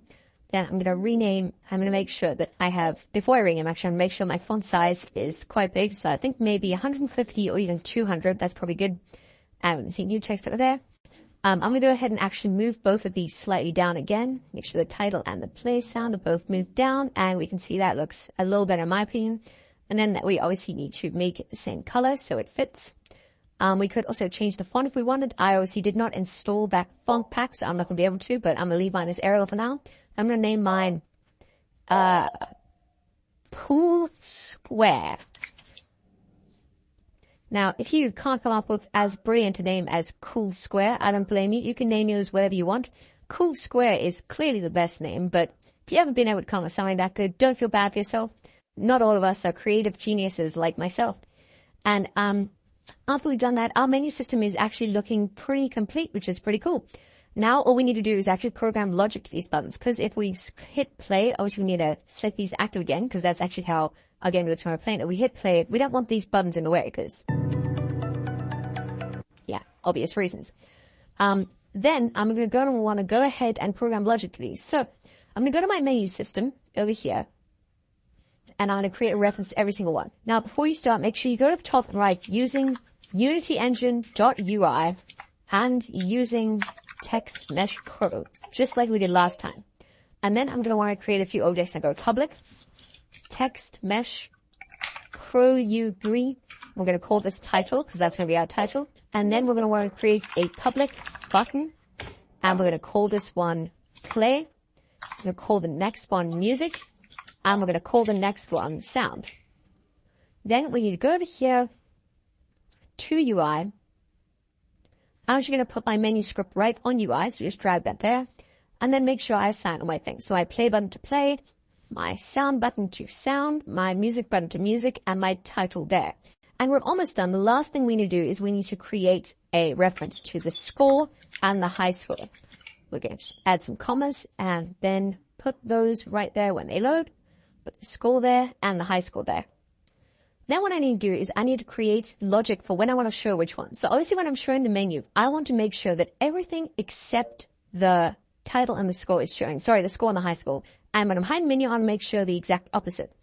And I'm going to do this with parameters because I know I've mentioned in the previous episode that sometimes Unity has weird things with parameters, but I've often found that that's actually only when you're using more than one parameter. So I'm going to call this from code, so it's going to be fine actually, but I'm going to go ahead and go here, and this actually be a much better way to do it. I'm going to go public void change menu, and then I'm going to have a Boolean, and I'm going to call it X. And now from this, we can actually set every single one, because obviously we're going to want to set them to be completely contrasting. We want to say either all these and neither of those, or both of those and neither of all the others. So I'm going to go to here, title, dot game object, so I'm referencing the game object, dot set active, then open brackets, and then I'm obviously could enter X here.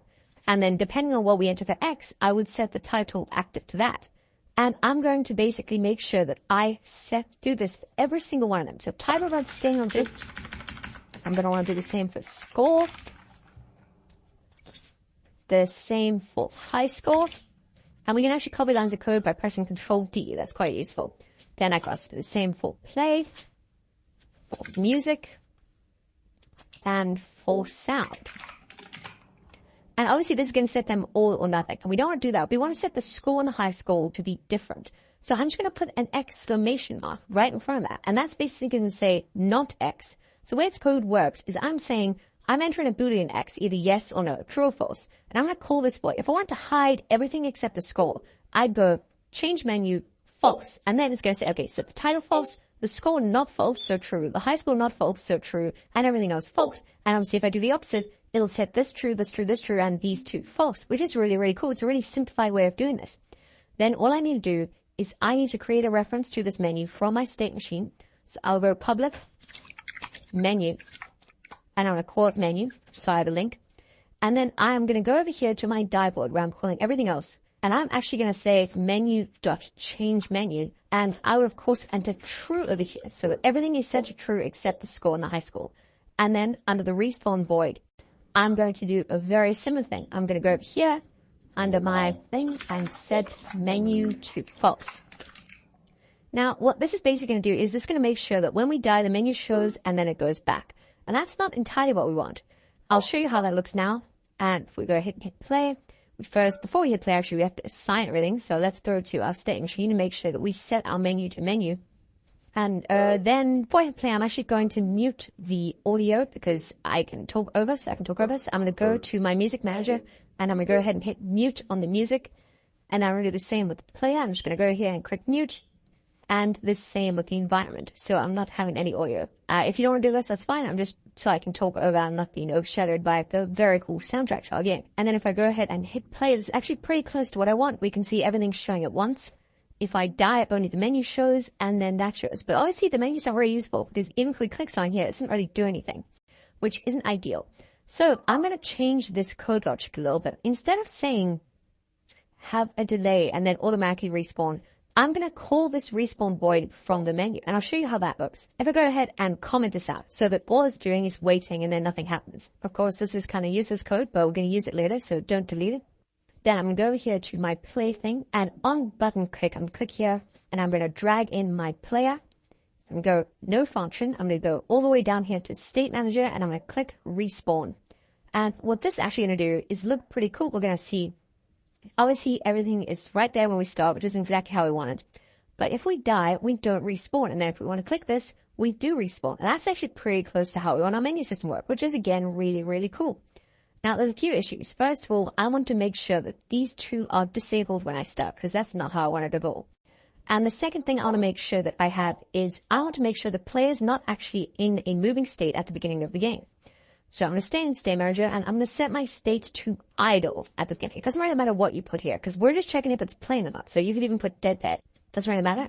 And then the other thing I'm going to do is I'm going to set my gravity, obviously in my move, to 0. So we start by being suspended in midair, which is very similar to the death state without all the effects. So let's go back into Unity and we can see how this looks over here. If I start, I am suspended midair, and as soon as I click play, I spawn, which is really cool. If I die, I'm going to have that again and pop up and everything's working perfectly, which is really, really, really cool. Now, the few changes I want to make. First of all, I want to make it so that you go back to the beginning and you respawn even before you have all the other effects. So we're actually going to go back to that coroutine. And we are going to put that respawn void back in here. But instead of making it one void, we're going to change it to 2. So we're going to go public void, and we're going to call this one start game. I'm just going to handle all of the other logic except setting the position and setting the pretty much that. Go over here, we'll change that. And now what this is going to do is when we die, we're going to go back to the beginning, but we're not going to set anything else. And then we're going to change our button to call this void instead. So we'll go over here to my button, UI, go down to the play button, and I'm going to go ahead and change that to state manager and start game. And that's pretty cool. Now, if I go ahead and play my game, I can click start the game, I can die, and then there's a delay and I go back. But I don't want my menu to show just yet either, so let's go back to our code and we're going to change that menu logic. Instead of changing the menu as soon as we die, I'm actually going to set it when we respawn, which is pretty cool. Now you'll see how this works in game. Go back to my game. And we click over here. We can see we start with the menu, click play, we can play along, our high score is obviously saved as we did a while ago, then we respawn and it's back to beginning, which is really, really, really cool. The last thing we need to change, we need to make sure these buttons actually work as well. So that's also going to be quite simple. We're just going to go into our menu script again, open it up, and we're going to make a new void, and we're going to call it change audio. Public void, I'm going to call this change audio. The one's going to be change audio, and the other one is going to be called change music. And that is basically going to say whether we want to change the music or not. I'm going to do this to flips. So we'll go public boolean, music, and audio. And then all they're going to do over here is we are going to set them, change them. So we'll go music equals not music. That basically just means if it's true, it makes it false. If it's false, it makes it true. Obviously, when I put that over there, I'm going to put the same over here for audio equals not audio. Then lastly, all we need to do is we need to have an access to our systems which can actually play these. So music manager. So I'm just going to go ahead and create a public music manager. Call this music manage. And then I'm going to go music manage dot. And now I'm going to find the audio source I want. So if we go here, we can see that it was actually called as die, as jump, as music. So when I've changed my audio, I'm going to set as die and as jump, the muted to be whatever our audio is. So I'll go dot muted equals and that audio. And I'm going to copy this exact code and put that down here, except this time as jump. Then I'm going to do a very similar thing over there. I'm going to go down here and I'm going to set music dot as music equals and then change it to music over there. And these 5 lines of code are actually going to make us have a very cool system which can alternate between muted and not muted audio. So we'll go back over here. Also, you do a little bit of assigning first. So let's go and make sure our music manager is linked there and go to our sound thing and make sure it has an on-click event. Drag in the UI, click no function, click menu, and then select the one over here that says change audio. And go here, do the exact same with music, drag in your UI, menu, and this time change music. Now, before I play, I'm going to go ahead and make sure that I have actually unmuted all the things I muted earlier so that I can show it to you because I don't want that to be messing with our game a little bit. So let's go ahead and unmute everything, and I will show you exactly how this works.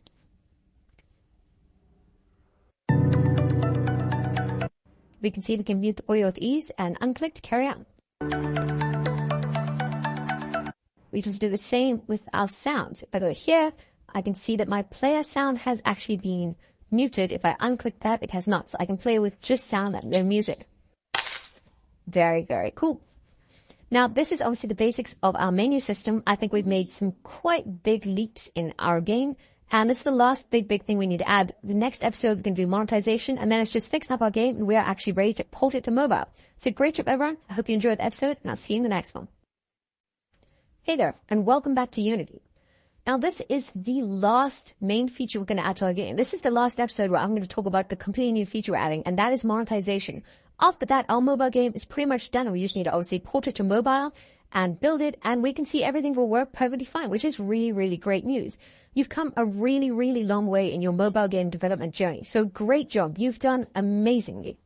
Now, mobile games always use ads to monetize. That's a bit of an overstatement, but practically every single mobile game out there uses ads of some kind because it's a really great way to monetize your games. And adding them is not super easy, but it's not actually as hard as you might think, thanks to Unity's ad package. Now, we're going to go through this process step by step. Be sure to follow everything I do because making small changes can result in weird little things you have to do. So just make sure you follow everything exactly. So to start, go over to scripts and you're going to want to import this ad manager script. Now, if you go to the resources of this video, you'll find that there is an ad manager script over there and you can go ahead and actually download that and that will give you the ad manager script. The reason I didn't include it in course assets is because it's going to give you errors as soon as you download it. It's going to say advertisement does not exist. That's completely fine. That's just because we haven't enabled ads on our game yet. So to do so, once you've installed that, and you probably do have your 2 errors there, go to Window, select General, and select Services.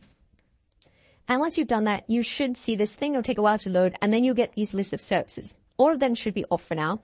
So go to Ads, and you might not be taken to this screen right away. Now, the reason I was taken to this is because I'm obviously already signed into Unity because I've used Unity before. But if this was the first Unity project you made, this whole mobile game, you might not be signed in. So it'll ask you to sign to your Unity account. Now, I'm assuming you do have a Unity account because you installed Unity Hub, and I believe you have to have a Unity account to create one. But if you did not, just go ahead and create one. It will be a really simple process. You can obviously do it on unity.com and just make an account.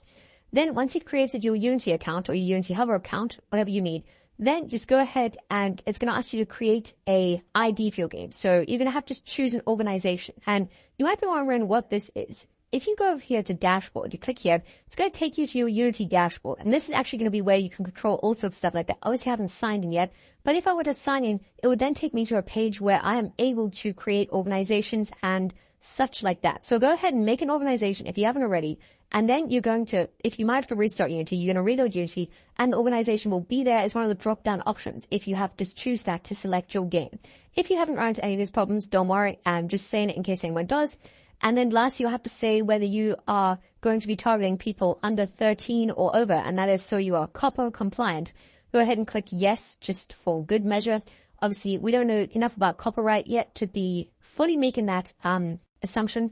If you are planning on releasing a mobile game, I recommend you do some research on that because that is a very important law you have to follow when making mobile games. It's obviously the Children's Online Privacy Protection Act. But if you are not, if you're just trying to finish this course and you'll get into that later, just go ahead and click yes or no. It doesn't really matter because you're not releasing your game at the moment. And then you'll be taken to the screen. Now, first of all, click on for ads. And that's going to take a while to load. And it's going to freeze maybe. It's going to load your thing, resolve packages, compile C# scripts. And after a while, it should enable everything so ads is on. And there you are. Now we can see we have ads on. It says current version 3.7.5. Now, this actually automatically installed onto Unity. I'm not entirely sure why. Mine automatically installed, but a previous time I was doing it, it didn't. So I'm not entirely sure how it works. I will show you how to install it in case yours hasn't, but if yours has installed to a current version and there's a later version available, make sure that you download the recommended version, not necessarily the latest version, because I found the latest version sometimes gives me issues. So if I want to make my game ready for ads, I need to download this package over here. Like I said, I've already got it. But go over here to Window Package Manager. If you don't, it's right there. And then find this advertisement one. And if you have not installed it, click install. Obviously I have, so I'm not going to remove it. And you'll also see that my errors have gone away, which means my ads are working perfectly. The last thing I want to do is click over here on ads, and I'm going to enable test mode because I want to make sure I'm not using real ads. If you're testing your game or you're the one playing it, you're not actually allowed to use real ads. You have to use test ads, which is exactly what I'm doing. Then I'm going to go ahead and I'm going to open up Ad Manager. And we can see all of these errors should actually go away as soon as it refreshes. If they don't, sometimes Unity does have issues with it. Like, for example, mine aren't going away. If I close it and I restart it, they might go away, they might not. Unity's a little weird, and hopefully by the time you're using Unity, they'll have patched this. You can see now my errors seem to have gone away. Oh, no, they haven't. So I'm going to go here, and I'm actually just going to go Ads, and I'm going to turn it off and on. Now, it's important to keep in mind that these errors are not as a result of anything you're doing wrong. This is Unity, and they have this really annoying glitch. So just bear with me here. If it happens to you, just do what I'm doing. Either turn it off and on. We'll see if that works. We can see for me, it has in fact worked. So now it has worked just because I turn it off and on. You can see obviously I've done nothing wrong. There's nothing wrong with the script, just Unity's issue. If that doesn't work for you, you can also try uninstalling and reinstalling the package by going here to Package Manager and then going there and removing and installing it. So yeah, hopefully now you should be at a point where your game has this script and no longer has errors. If you have, great. Now, the last thing we're going to do is we're just going to show an ad every single time we die. And that's actually really easy to do. Now, before I change that, I'm actually just realized that my class name is not the same as my file name, which is an error we talked about earlier. So let's go ahead and fix that. Otherwise, that's going to give us errors in the future. Make sure this is the same. By the time I upload this course, yours should be updated, so don't worry. But if it's not, just make sure you have that. And that's for every single script. Now, go over to State Manager, and we're going to create a new public ad manager. We'll call it ad. Then over here, when we die, on top of all of this stuff, we're going to call our respawn void. And as soon as we respawn, underneath this respawn void, inside the coroutine, you're going to go add.showAd, parentheses.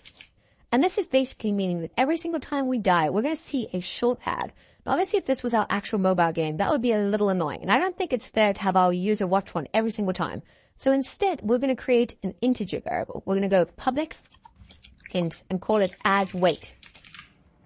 Then instead of saying show ad, we're going to say add weight equals add weight plus 1. And that's basically a way of saying, okay, increase by 1. We could also write this as add weight plus equals 1. That means the exact same thing. And then we're going to say if add weight is greater than or equal to 3, then I want to reset add weight, so it's 0. And I want to go ahead and show my ad. And what this is going to do is this is going to mean every single time we die, we're going to increase ad weight. So every third game, we're going to show an ad, which is a little nicer. If we go ahead and go open Unity, we're going to link this and we're going to test if it works. So go over here to player. We'll find our state manager on there. Make sure you click back to inspector. But we haven't actually added our ads into our game yet. So we also need to create a new object. Let's go create object, call it ad manager, right? It's a music manager.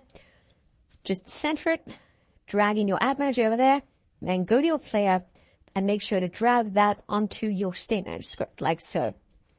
And if everything should work, we should be able to track ad weight over here. If we go ahead and hit play, we can see, just going to mute that for now, and then over there, if I go ahead and hit play, see I die and my ad weight is now 1. If I go ahead and die again, my ad weight is equal to 2. And if I do it for a third time, what should happen is I'm actually shown, here we go, perfect. This is Unity's way of telling us that our ads are working. So if we were now to build this game and run it, we would actually have working ads, which is really, really great. Great to run. That means that our final addition to our game is actually completed. This is our finished mobile game. It's incredibly impressive how much we've been able to do over such a short span of time. And great, great job. That's incredible, and you've done amazingly in this course. Well done to everyone, and after completing the final video following this, you'll have created your very first mobile game in Unity and C#. So, incredible job. Hey there, and welcome back to Unity for the last time. Now, you deserve a round of applause because you have created an incredible mobile game, and if it's your first mobile game or one of your first mobile games, you've done an amazing job. Great work. We're almost done with our mobile game, and there are a few things we need to change before we build it, and then I'm going to show you how to build it and test it on an emulator, or if you have an Android phone or an Android phone, if you have iOS, you can test on one of their phones. I have an iOS phone, but I'm going to be showing how to build with an emulator. But before we get into that, I actually need to change one thing we did right at the beginning of the course. If you open up your movement script, you remember we were using keyboards, and the reason we were using keyboard shortcuts for our movement, or keyboard keys rather, was because we wanted to test it on our computer. So now I'm going to go ahead and change that because we want to build it. So delete this and type input.touchCount greater than 0. And that's going to check every single frame that you are holding down if I'm ground and if you are jump. So you can hold down and continue to jump, which is really cool. Now, obviously, we're not going to be able to test this because we can't jump. We can't touch our monitor because we're on a computer. And obviously, our UI elements actually work automatically with Unity. So then go to the top here, click Build Settings, and make sure you have your platform correct. I'm going to build for APKs. I'm not going to check that.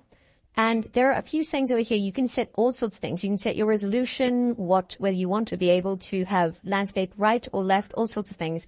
I'm going to leave those for now. I'm actually going to make sure I can only go landscape because I don't want our game to be portrait. This splash image you can add if you want. That's just like an image at the start. Other settings I'm going to leave for now. There are a few publishing settings, but this we can actually leave. We just need to go here. We need to click Build, and we need to go ahead. This is where my project is stored on my computer. I'm going to go ahead, save, and it's going to start building. Now, it's quite a lengthy process, so give it a minute. Once it's done building, your game will be exported. If you have run into any errors while trying to build your game, sometimes Unity does have errors that might not be your fault, maybe with the module you installed or anything like that. Just type them directly into Google, and I promise you there is most likely going to be someone there who's had the exact same issue you have and fixed it. I've done that countless times, and most of the time it has worked. So just try that out. That should fix up any problems you have that I have not encountered. Once that's finished building, you'll be all ready to test your mobile game. I build for Androids. I'm testing on the Nox Player Android emulator. You can, of course, use an Android or iOS phone if you didn't. And if you build for iOS, I believe you can download a Mac extension onto a MacBook to install and test mobile games from there. Now, before we test, there's a few things you have to note. First of all, depending on which platform you used, if you want to test your game like I am, you have to make sure you set your game ID to the same one that your game was registered as, which I'm going to show you how to do now. All the ads won't work. So obviously, once you build your game, or before you build your game, preferably, go over here to Services, click on Ads, and make sure that you have set whichever platform, either Android or iOS, this ID. Make sure you've set it over here to the string game ID in the Ad Manager. Go open up Ad Manager and make sure that you set it so that your string is that string of numbers. Once you've done that, ads should work perfectly in your game. The second thing to note is resolutions. Now, your game might work perfectly for your device, but there might be a few things that are slightly off your resolution. If this is the case, simply change your screen resolution in the Unity editor and move some things around. When I was testing this game, I had to move some things to the right, but overall everything worked perfectly and my resolution was pretty much fine. So if I go ahead and drag that into the Nox player, you can see it's going to install my game for me. Loading up, and it says install complete. I can then load up my game, turn up the volume so we can hear everything.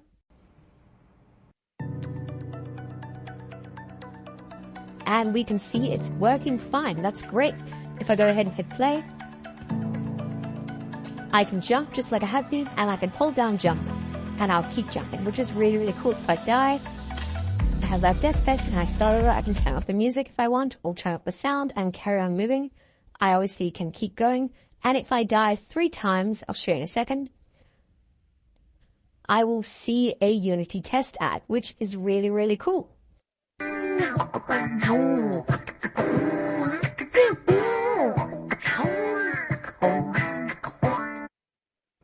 I can then go ahead and skip that once that's done